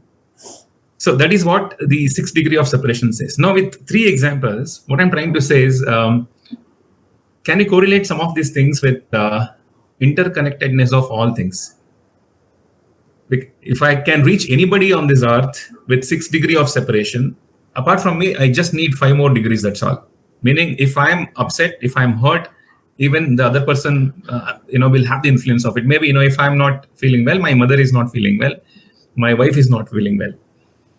So, can we apply this logic to the whole world? Yeah, a very simple example given. There's a dog in the street, okay? I hit it with a stone. The dog becomes wild with anger, goes and bites someone else who was going in the street, right? So that person will think that dog beat me, but actually the reason for the dog biting him is me throwing the stone, isn't it? So is it the God, the dog to fault, or I to fault? So it is interconnected. I'm giving a funny example, but so no, my boss shouted at me. I shouted at my wife, and my wife thrashed my child. So who is responsible for my child getting punished by his mother? Me, my wife, or my boss? And what if the boss's wife shouted at him in the morning? So 6 degrees of connectedness. So we are all connected. And child will go and beat his friends. So we are all connected. It is proved. QED theorem is proved. So what it tells us, that we should, set our house in order, hopefully. And the 6 degrees of freedom will ensure that the whole world is set in order. Who knows? It's a funny example, but in a way, what I'm saying is, we live in an interactive world where my mood, my emotions, my behavior do affect other people's mood, emotions, and behavior. So I think, every thought has power, only that some thoughts have more power. So, some people become so influential in history, like Buddha, for example, became so influential in history because the thoughts that he produced were of a certain degree of power, certain degree of coherence, certain clarity. So that is what it is. So interconnectedness means that, yes, everything is interconnected, that is true. But certain things like nodes become more connected and more significant than other less significant members of the network. In network theory, there are nodes and terminals. So if we gain more powerful thoughts or ability to think more powerful thoughts, we'll become more like influential nodes and terminals, great attractors of light. And as a result of that, great ability to influence more people. So that is why we are trying to grow our light. So that, like you told in the first example, that you try now to respond in your family, and that is leading to more peaceful family atmosphere. You're experiencing this. So that should show to you that you can do something about your family life. And then as your family becomes more peaceful, it may affect other families connected to your family, maybe, hopefully, maybe other relatives. That what you did, Raj, let me also follow. So like that, I think, yes, we are interconnected, and that should give us happiness that we are not isolated, and what we are doing is going to help not only us, but others also. If I did not believe personally in interconnectivity, why will I teach happiness with so much, interest for so long?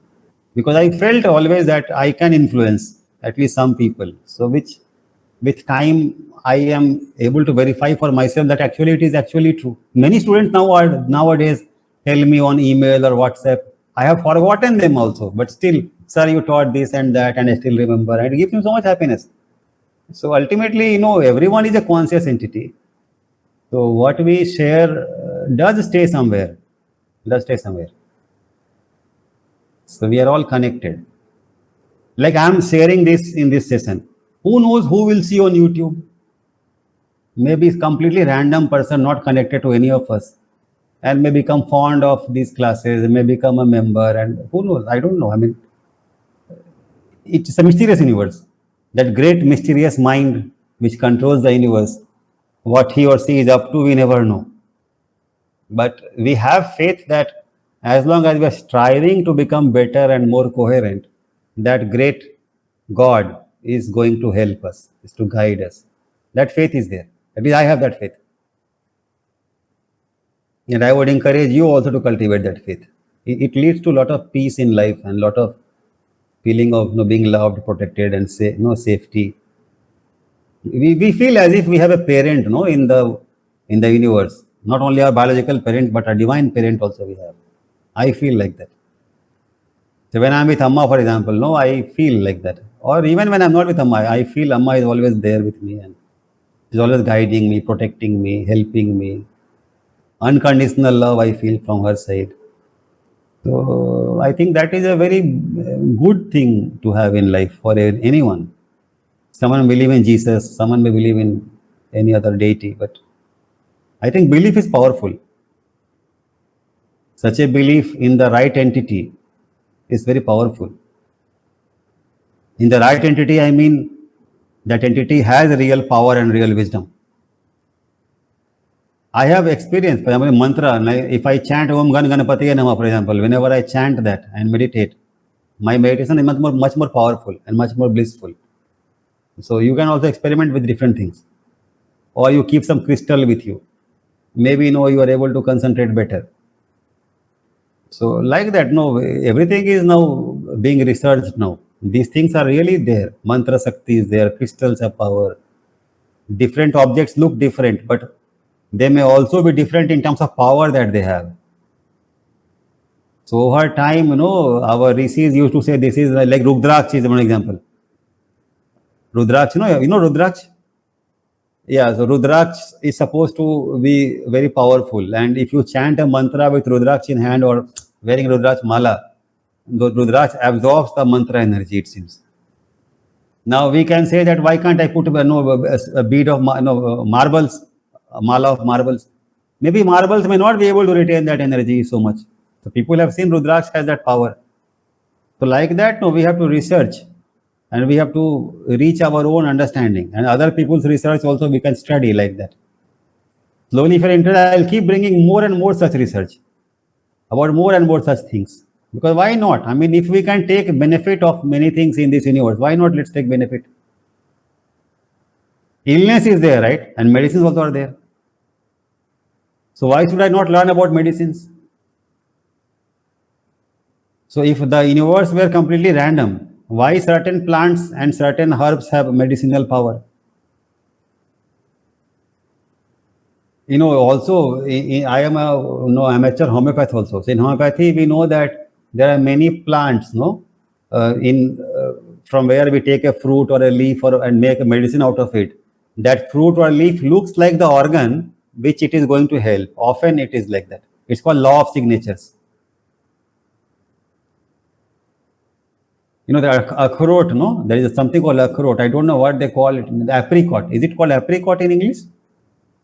I think it's walnut. Walnut? Is it walnut? Okay. So we can see a picture on Google. You can see that. So akhrot looks like a brain. It looks like the brain. And if you take akhrot every day, it is supposed to be good for the brain, nutrition for the brain. So like that, it's called a law of signature. So like that, there are many things in nature which have medicinal power over those organs which they resemble. Now, if the universe were completely random, why it is the case with so many herbs and so many trees and so many flowering plants?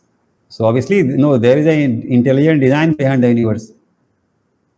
It's not completely random. So to sum it all up, basically 3-4 things emerge from this video. One is that everything is interconnected. It's a field of potentiality. Your choices in terms of thoughts and feelings decide which particular choice will get manifested out of this field of potentiality. Third, neuropeptides matter.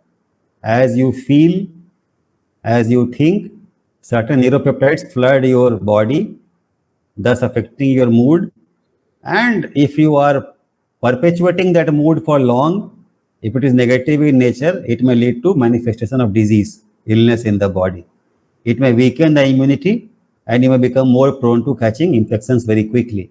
So in times of COVID and such, infections, we should really take care of our thoughts and emotions. If we stay in a positive frame of mind most of the time, immunity will be very robust. And if we take care of our health, by making good, healthy food choices, as Sajid was pointing out, we may remain more safe in this current era where infectious diseases are so rampant. So let's take good care of ourselves and our families, by making good food choices and by making good spiritual choices like Raj started to make in his family by trying to respond, not react. By the same token, when you have fought with your brother or friend, the simple word called sorry, is a great word, right? So where you feel that it was your mistake, simply saying sorry and making amends, goes a long way in healing relationships. Otherwise, if you keep, protecting your ego or pride, a beautiful relation even with a brother may get strained after a point. Because even brothers can take only that much because they are also human beings. So I think I have learned these lessons, that personally I try as much as possible to not keep grudges in my heart for long. But being a human, sometimes some grudge may find a place in my heart for some time. But I try very hard to let go of that grudge by letting my higher wisdom to flood my consciousness as much as possible, especially when I meditate. Especially when I meditate, one thing which I used to do a lot was look at these people who I am very angry with and try to make amends with them, forgive them, or try to understand it from their perspective, why they could do it with me. Maybe someone who was very harsh with me when I was a child was very harshly treated by her or his parents. So actually, he is not at fault, his parents are at fault. And his parents did like that to him because their parents may have done the same to them. So the sins of 7 generations may have been passed on to that fellow. And that fellow, afflicted me. But who do I blame, that person or the 7 generations of his previous ancestors? So where will the story end? So let me stop it with me. So with my wisdom, I understand this dynamic and then let him go. Okay, he was a victim. He not only made me a victim, but he himself was a victim. But now with this understanding, I choose to be a victim or to be a forgiver. So I forgive. So when I let these higher thoughts flood my consciousness over a period of time, not immediately, but maybe in 2 sittings, 3 sittings, 4 sittings, 5 sittings, 6 sittings, maybe 10 sittings, I see that my intensity of anger towards this person becomes less over time. And today, when I'm saying this, there is one person in my mind, okay, a real person in my mind from my past. Now, when I'm remembering this person, in my heart, I can tell you with all honesty, Raj and Neha and Sachit, that I don't feel any grudge or any anger or any bitterness towards him. Not even a trace. So that means what I have done. I have freed myself from this karma, horrendous karma. No, karma meaning something which lingers in my consciousness. So if I did not let go of this karma, I will want to take revenge, isn't it? Yes or no? And this person is dead now. So there is only one way to take revenge. I will have to take one birth, at least, where I am the victimizer and that guy is the victim. Is it not? So I'm answering Neha also, how God creates. If I don't let go of my anger, God will be forced to, by his own law, to give one more birth to me. I mean, he may give many more births to me, but what I'm saying is one birth will be earmarked for this purpose. Because my anger is very deep. My bitterness is very deep. It has gone to my cellular level. So if that depth of anger is being experienced in my being, God has to heal me one day, right? Now, the way I am today, I cannot be healed of this karma unless I take revenge. Then God loves me so much that He will allow me to take revenge. And that person will have to take one birth to become my victim. So do I want that? Do you think, Neha, I want that? To take one whole birth for this trivial purpose? To just hurt someone or harm someone? So that is animal instinct. So I, using my higher wisdom, understand these things and let him go, not for his sake only, but for my sake also. Because he will have to become a victim of my cruelty.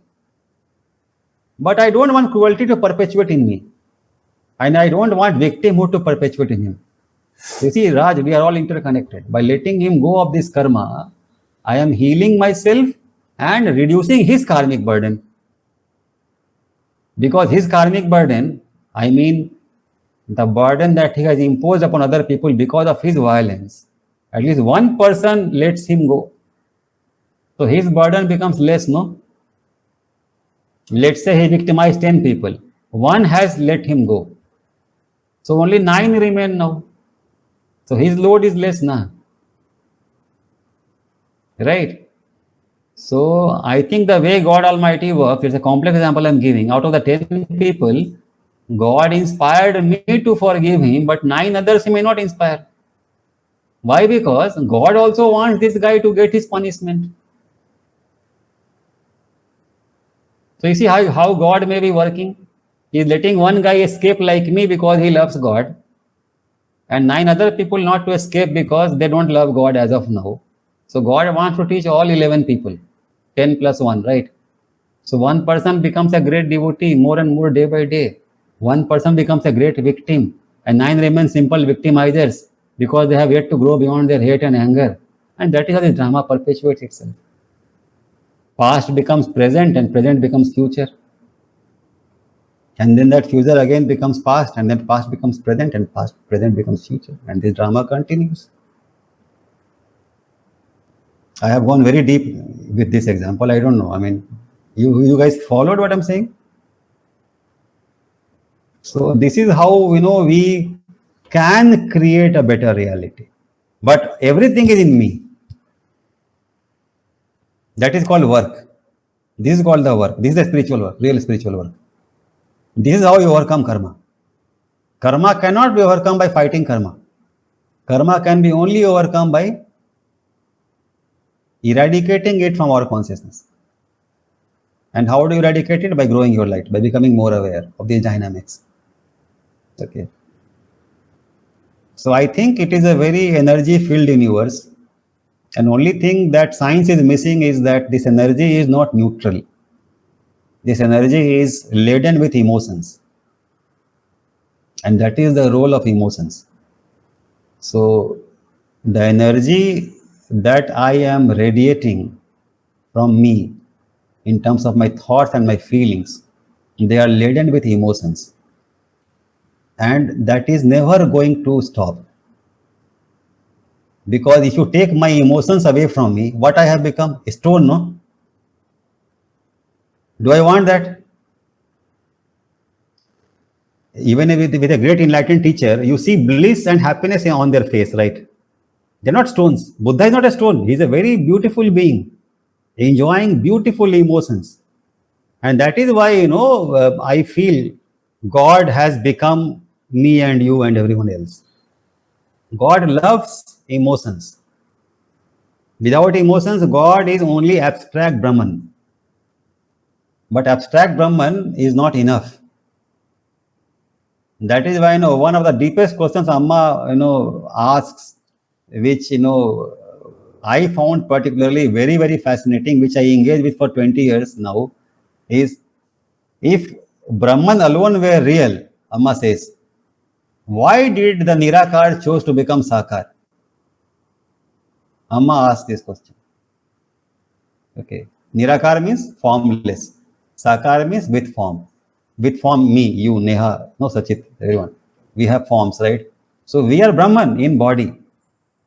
So why Brahman became Rajiv? Why Brahman became Neha? Why Nirakar became Sakar? I have answered Neha already this question, already earlier. Nirakar became Sakar because the Nirakar wants to experience the more beautiful emotions, not the horrendous emotions. And these beautiful emotions, can arise only with oneness, not with separation.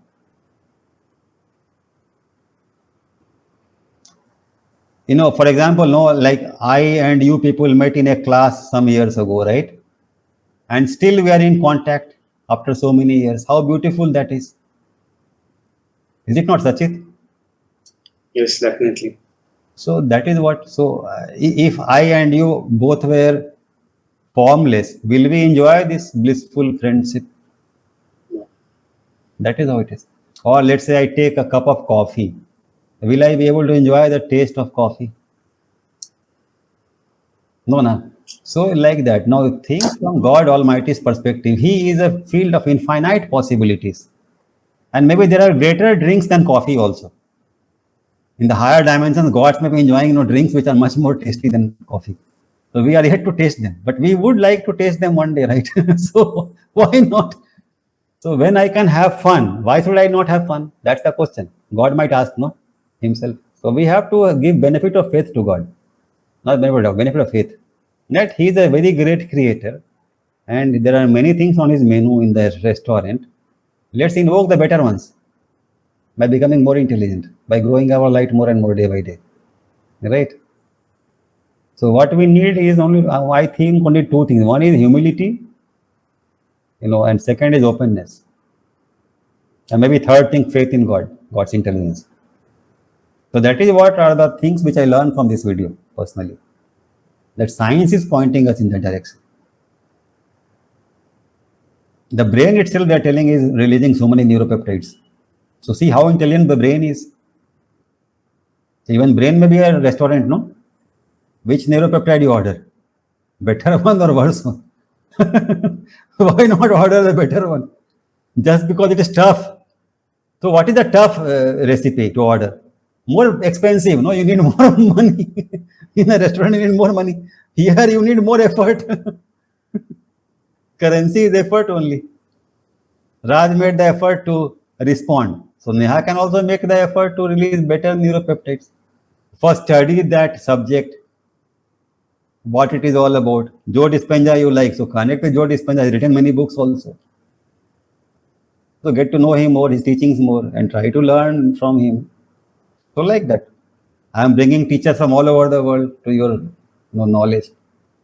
So, and see, our choice was what? We can simply keep doing our job, right? But we are coming on a Sunday and interacting and learning new things and growing a little bit.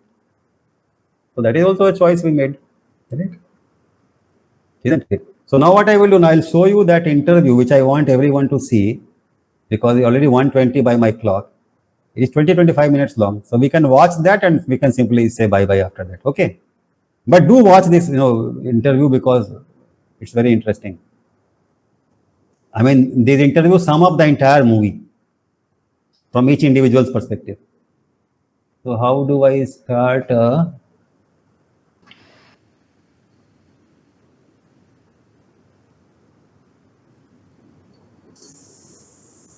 The meaning of quantum physics is really in terms of giving us a new worldview that shows clearly how consciousness can be and is the ground of our being.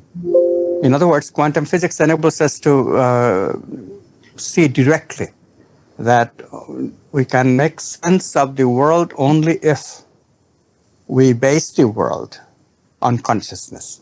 World is made of consciousness. World is consciousness. Consciousness is the ground of being. Quantum physics makes this as clear as daylight.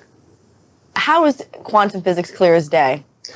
Because quantum physics shows you clearly that science, quantum mathematics, which is, in our belief, the most fundamental mathematics, most accurate mathematical description of nature that we have discovered. This mathematics shows us clearly that the movement of objects are describable only in terms of possibilities, not the actual events that happens in our experience. Quantum physics calculates only possibilities. But if we accept this, then the question immediately comes, what chooses among these possibilities to bring the actual event of experience? So we directly, immediately see that consciousness must be involved. The observer cannot be ignored. Observer is part of the description of the world, but the observer is not included in quantum physics. We can only describe the objects, not the subject. So we get the idea that the subject must be more fundamental than the objects. Consciousness is more fundamental. Consciousness must be the ground of being, of which objects are part, but not all of it.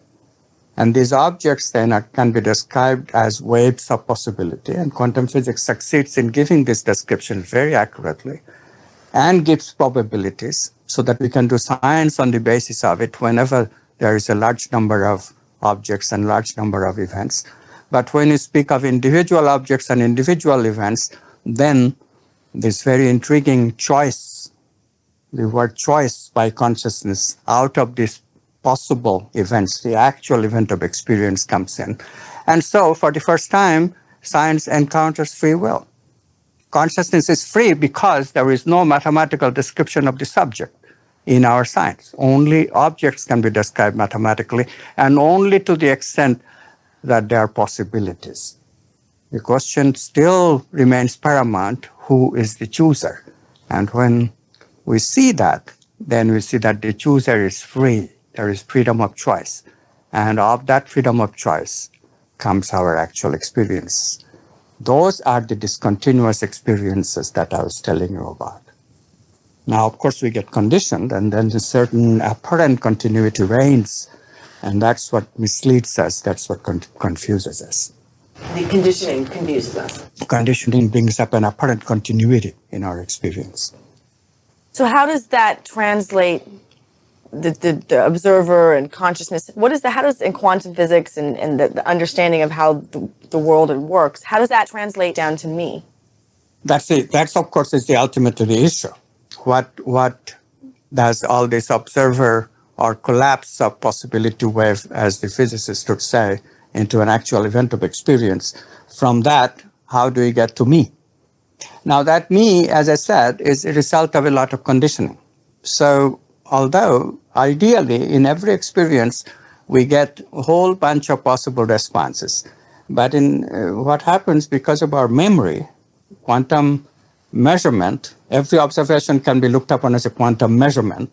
This quantum measurement produces brain memory.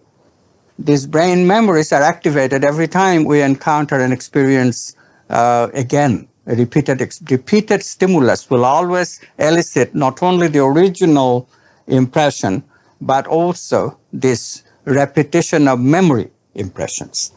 And it is this working of the memory, I sometimes put it this way: we always perceive something after reflection in the mirror of memory. It is this reflection in the mirror of memory that gives us that sense of I-ness, who I am, namely a pattern of habits, a pattern of memories, a pattern of past.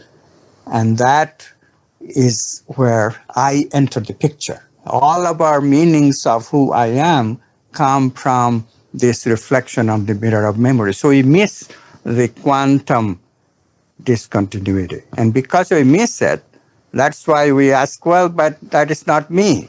Because quantum is talking about discontinuous quantum leaps, possibilities and probabilities, free will. But we find in our ordinary me, all these things are quite elusive. The illusion will be cleared up only when we are prepared to work a little. We have to work our way back to this freedom, to this consciousness as the holder of the freedom of choice. If we work our way back, then this question that you asked, how does it relate to me, will become clearer and clearer.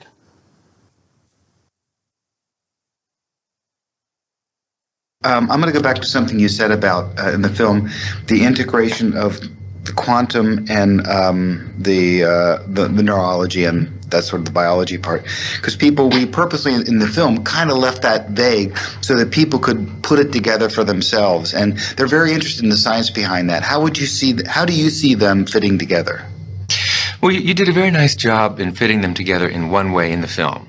And that is both really see both of these disciplines, modern quantum physics and molecular biology, neuroimmunology, they both say that we do create our own realities and that we have a lot of responsibility over the world in which we live, at least the way we experience the world and the way the world behaves towards us. That's a very good connection, actually. That was brilliant. Ultimately, what we'd like to see is what is the physics of consciousness? We can ask that question today. What is consciousness? Where does it come from? What are the origins of consciousness? What are the limits of human potential? We're in a position to actually answer that now, I believe, although there's certainly not consensus yet in the scientific community about that. But with the real cutting-edge knowledge, the discovery of the unified field, the so-called superstring field, we now understand that life is fundamentally one. At the basis of all life's diversity, there is unity. At our basis, you and I are one. And that unity at the basis of mind and matter is consciousness, universal consciousness. So with that deep understanding that consciousness isn't created by the brain, it's not purely an outcome of molecular chemical processes in the brain, but is fundamental in nature. It's the very core of nature. We call it the unified field. Now that we have that foundational understanding of what consciousness is, we can solve the mind-body problem. We can see how consciousness percolates up through our physiology to become the consciousness that we experience and see and sensory perception and all of that. So there is a foundation now to really link rigorously neuroscience with quantum physics. That might be really a next step in the development of the movie. You've asked the questions in the first movie. Now we're just on the verge of being able to answer those questions. So you mentioned the unified field. For people who a lot of people are going, well, that sounds nice. It's unified. Everything's one. Could you dive a little more technically into what the unified field is? Progress in our understanding of the universe through physics over the past quarter century has been exploring deeper levels of natural law, from the macroscopic to the microscopic, from the molecular to the atomic to the nuclear to subnuclear levels of nature's functioning, so-called electroweak unified scale, grand unified scale, super unified scale. And what we've discovered at the core basis of the universe, the foundation of the universe, is a single universal field of intelligence, a field which unites gravity with electromagnetism, light, with radioactivity, with the nuclear force, so that all the forces of nature and all the so-called particles of nature, quarks, leptons, protons, neutrons, are now understood to be one. They're all just different ripples on a single ocean of existence.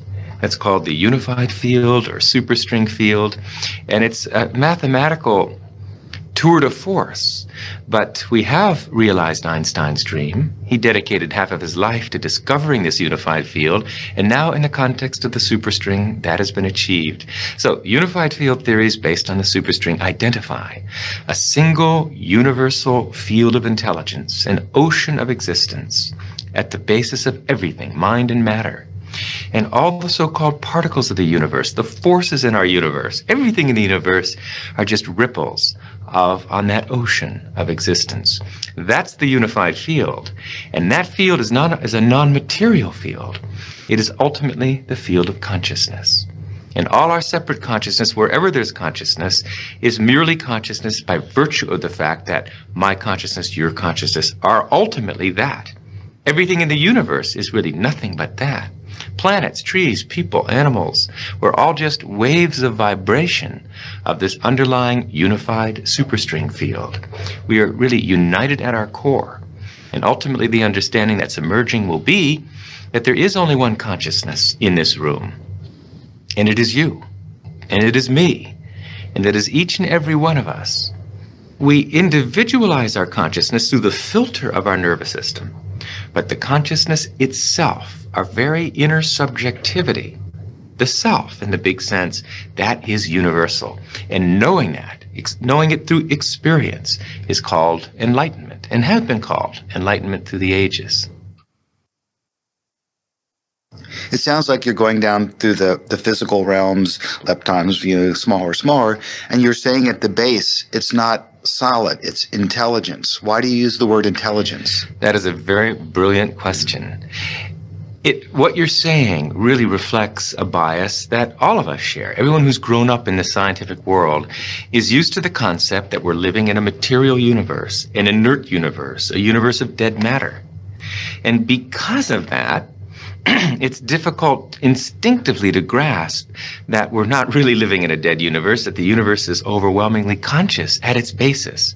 See, what we have seen and studied for 300 years of classical physics is what we call billiard ball mechanics, macroscopic physics, classical physics, the physics of billiard balls, cannonballs, and planets. But quantum mechanics, even at the molecular level, let alone atomic, nuclear, subnuclear. In the realm of quantum mechanics, the idea of particle is replaced by the idea of wave function. And what is a wave function? Technically, it's a vector in a linear space. But what's a vector in a linear space? What's it made of? What's the substance of nature? Well, a wave function, a vector in a linear space, is made of the same stuff thoughts are made of. We're really living in a thought universe, a conceptual universe.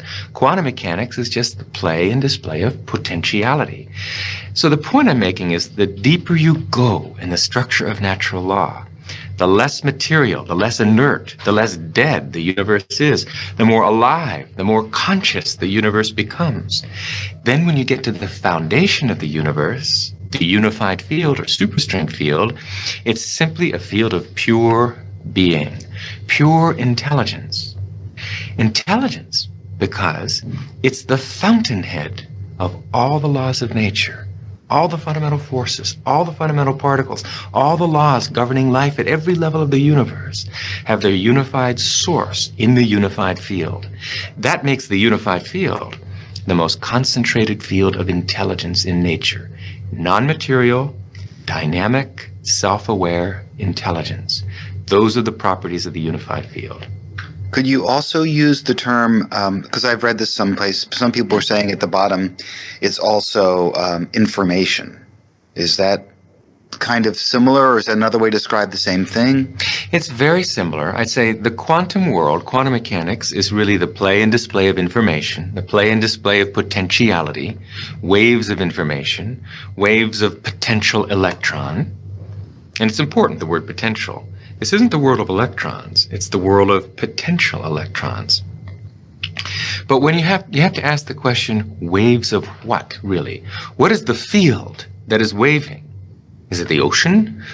No, it's a universal ocean, an ocean of pure potentiality, an ocean of abstract potential existence. We call it the unified field, or superstring field. And that's what we're made of. So, as you said, the tighter physics have tried to grasp onto physical reality, to understand what it's really made of. What are the core building blocks of life? At the basis of it all, life, the universe, slips through your fingers. And you come up with something that's increasingly abstract to come to the realm of pure abstraction. And that's what the unified field is. It's pure abstract potential, pure abstract being, pure abstract self-aware consciousness, which rises in waves of vibration to give rise to the particles, the people, everything we see in the vast universe. That was great. I got awesome. Goosebumps on that one.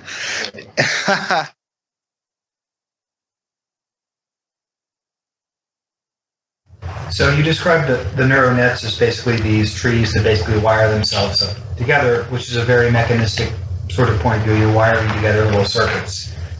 Where it's been suggested that the brain is actually holographic, which is not necessarily a hard wiring of the circuits, which is, and how can it be both? Great question, and scientists are debating that as we speak. What are they debating? Absolutely, the scientists are debating whether the brain is actually hardwired or if it has what we call neuroplasticity or elasticity.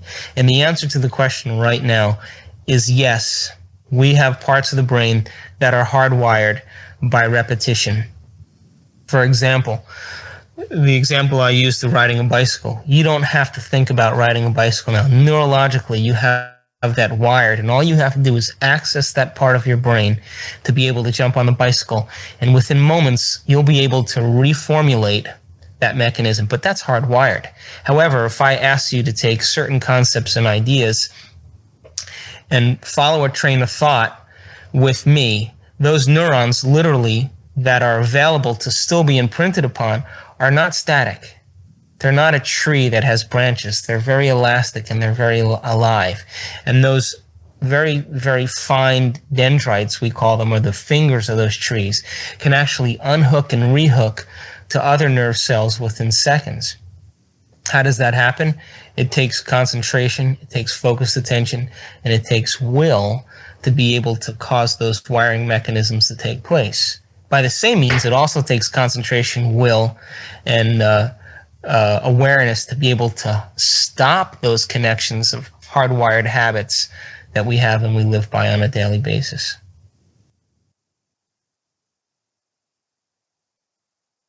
So along the same lines, why is it so important? Because as you know, in this film, we addressed through you, addressing some of the, what we thought were the misconceptions about God, and we addressed religion, and actually to some extent we dressed religion down. Why is it so important to do that? People have said, it's a long question, people have said, well, you didn't have to be so mean about, religion. You didn't have to be so mean about all that. Why is it so important to address that before talking about some of these concepts, which are probably more evolved? Mm-hmm. I think the religion was not addressed in the movie. It was mentioned in the movie. And I think the movie was an essential prelude to dealing with religion, but religion has not been dealt with yet. And the reason why it's so important is because even though people may have thrown off the trappings of religion in their everyday lives, they may even say they're atheist or agnostic. Nevertheless, in the very culture we have grown up in, we have absorbed the religious mentality and the religious framework, which I call the hamburger universe. They have absorbed that. So even, if we think of a religious person as someone who goes to the temple or synagogue on Friday night or the mosque on Saturday or church on Sunday morning, that's not what a religious person is. That's a practicing religious person. But a religious person is what almost everybody in the Western world is, because they're living within a framework, within a matrix that has been totally molded by ways of thinking about the relationship of God to the world that have nothing to do with reality.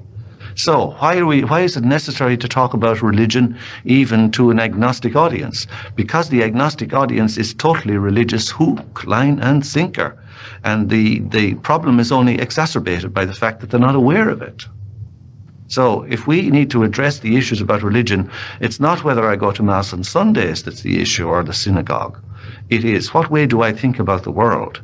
What meaning has my life? What should I do?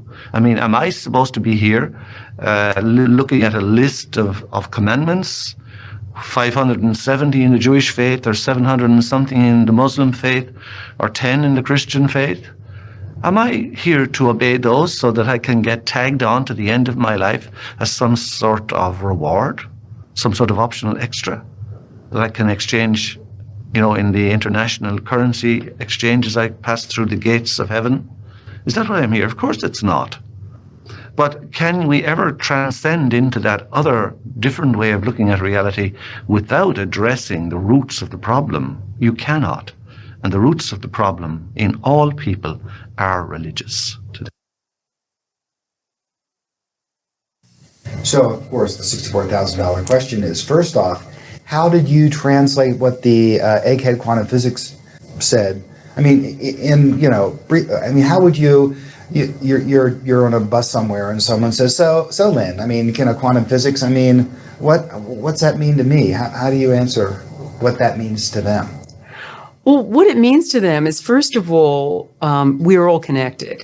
I mean, I think the most fundamental thing is we're all connected by an energy field. We swim in a sea of light, basically, which is the 0-point field. And I say, first of all, you get away from the whole idea of separateness, because separateness is the biggest problem of the world now. I mean, separateness causes all the wars in the world. It causes the mine is bigger than yours mentality. I have to have more. I don't have enough. I have to grab this for myself type of idea. So you have to rethink your life in terms of being part of a bigger whole. And secondly, you have to also understand that your intention is going to affect your world, and that what you think, your thoughts, your very thoughts, affect everything that's going on in your life. And so you have to think wisely. Why does quantum physics say that? And give me quantum physics says that because. Okay. I think there's two really important things here that a lot of people touch on. I'll say that again because you may do it again independently. There's two really important elements here. There's the Copenhagen interpretation basically means that reality is unset jello. That's the way I like to put it. There's this just big indeterminate sledge out there that's our potential life, and there's and that we, by our very act of involvement, our act of noticing, our observation, we get that jello to set. So we're intrinsic to the whole process of reality. Say that again. We're intrinsic to the whole process of reality. Our involvement creates that reality. Now, the second thing that's really important is the whole idea of non-locality, the idea of action at a distance, which is, I call it till death do us part. And it means if you've got two electrons and you move one to Tokyo and one to San Francisco, they both know about each other through time and space. And if one breaks his leg, if he's skiing in Vail, the other one breaks his leg too, even if he's sipping a latte in Colorado. So there's this constant action, and we're finding non-locality everywhere, in our bodies, in space, from stars, in regions of the zero-point field. Everything is connected. And so we have this involvement in everything. We are our world. There's no out there. We are, there's no place where we end and everything else begins. We're all connected. And we also have this involvement in creating our reality.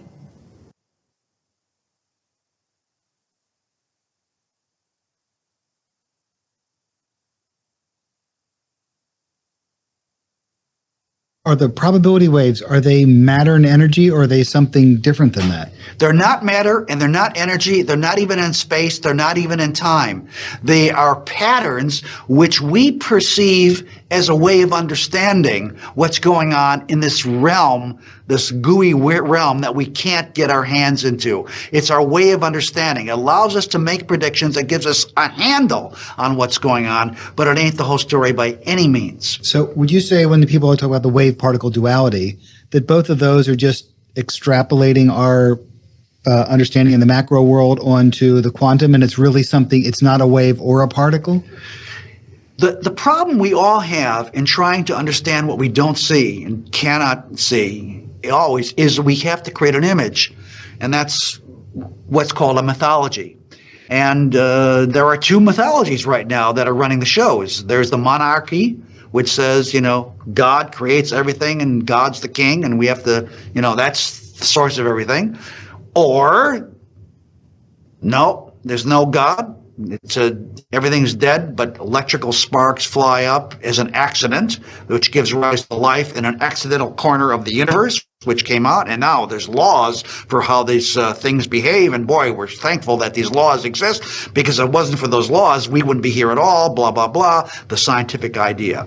Both ideas are, in my opinion, wrong. They're going in the wrong direction. They're going to lead us into more and more trouble. We seem to need a new idea here. Which is? If you're going to ask me what that new idea is, I'm going to say only this much, because I'm not sure myself what we need to do. I will say this, that quantum physics at least is pointing us in a direction which says that we need to understand that there is a creative power that we all have in the universe, and that there is a God presence in the universe, but it ain't a God on high sitting on a throne, whipping us into shape. And even the laws that come into being, we think those laws are out there in the universe. No, even that's not true. The laws that come into being because we put into the world in some way our understanding. Alan Watts calls it casting a net. We cast a net of a certain size, and what comes out are all the fish that can be caught in that net, and those fish respond are the laws which govern that particular net size. Cast another net, we get different size fish, and we get different set of in other words, a different set of laws which applies when we use that kind of network. So in other words, it's what we do which even creates the laws in the universe. So these interviews are quite useful because all the people who were in the movie, the experts, they spoke here and they gave their worldview. It helps to connect the dots. So, any questions or something, or shall we wind up at this juncture? Or you want to ask me something, or discuss something, or share something? Concluding thoughts.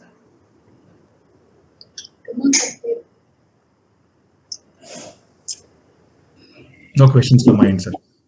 Same, no questions, sir. Sachit, or any thoughts you want to share? Concluding thoughts? No questions as such. This has given us a lot to ponder upon even further.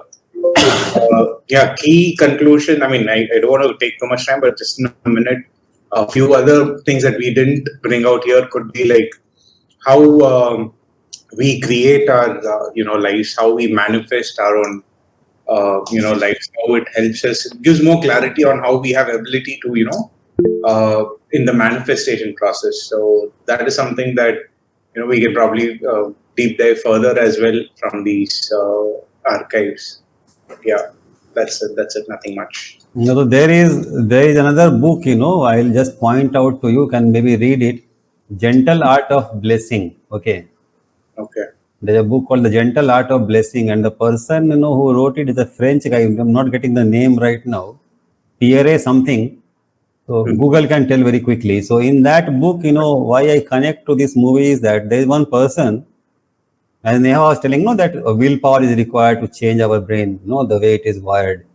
So this person has spent a lifetime blessing people. Okay. So his technique was, which he shares in this book, is that let's say that you see a person who lacks certain good qualities. Someone is very cruel, inconsiderate. So he will bless him mentally, inwardly. I bless, John with, kindness, love, empathy, compassion, let's say. He will keep blessing like that. Whenever he will meet John, he will keep blessing him with those qualities which are missing in John. But if John could develop those qualities, his life will be much better. He'll be a much better individual. So what he's saying in John is absolutely the negative qualities, but he's blessing him with the opposite positive qualities, which are lacking in John. Do you get what I'm saying? This example. So he is doing this whole life. He has spent a lifetime doing this, and he also trained many people, guided many people into this gentle art of blessing. So if you like, we'll cover that one next. And as a result of that, miraculous things started to happen in his life and the people who followed his teaching. So there is a particular, episode. There are many stories in this book, very powerful stories, very like jaw-dropping stories. You will not believe them. Okay, but they happened. So in one case in Botswana or somewhere, there is a family which the head of the family follows this particular teaching. I think Pierre Padvarand, that is the name. So his Pierre's teaching. So this person is following it for many years, and he also is doing this blessing, whole life. So a certain group in Botswana, what happened was there was a civil war. So one part of the population is trying to kill the other part. Like a riot. So these people belong to a certain community, and these hooligans from the other sect, they have come to their house, and they normally when they come to some house they kill everyone. So, but in their house, they are there and they are playing some mischief, and they have rounded up them in a room, and they will kill them after some time. In the meanwhile, they're drinking and partying and enjoying themselves. Okay. So this person, the owner of the family, head of the family, he's blessing these people with all these good qualities that should manifest in them. And after an hour or so, the leader of this group, and they're armed with weapons, machine guns and whatnot, that comes to this person, the house owner, and says that I don't know why, but I'm feeling a very weird kind of thing, towards you and your family. Will not kill you, but you guys are bloody fools, and you should mind your ways and mend your ways. Like that, he just uses some strong language and and admonishes them, and then they leave and don't kill them. So that kind of isn't it miraculous? So in that short span of time, So this is one example of the universe manifesting in that moment a new version of these hooligans, which is a result of this person's blessing from the core of his being. So it's one example of this world being a quantum in nature, and if one person can change to the core of their being, they can manifest a different universe. So what you call a multiverse, in my understanding, this multiverse is nothing but this idea of a field of pure potentiality. In the same space and time, Sachit of type A could be present, and Sachit of type B could be present, Sachit of type N could be present. The N number of Sachits present. But which one will manifest is a function of where Sachit puts his intention and where other people put their intention when they look at Sachit. You see what I'm saying? So if Neha wanted, Neha could manifest a new Sachit out of this Sachit by blessing Sachit with, or by cursing Sachit with certain thoughts. Do you follow what I'm saying? Yes, exactly. Yeah, so this came to my mind. This Pierre Pedra, I have read this book. So this, at that time when I read the book, this thought did not come to me. But when I connect with this video, what the bleep do you know, it struck my memory that could be the explanation. Because I was puzzled when I had read that, but now I can connect the dots. Okay. Okay, so we'll have that coming up. I will see if I can find some resource which is worthy of sharing with YouTube community, and also because the book is there, but is there a video form or some audio form which I could share? I'll just see. Sure. I'll search. But in the meanwhile, you can go and have a look at that book. Read that book. Yeah. It's not a very fat book, maybe 200 odd pages. Very powerful book. Okay.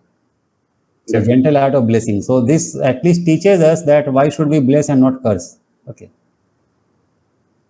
Sure. Okay. So we shall end today. Sure. Sure, sir. Okay. Bye. Thank you for your time. Okay. Bye. Thank you so much. Bye. Welcome. Okay. Bye.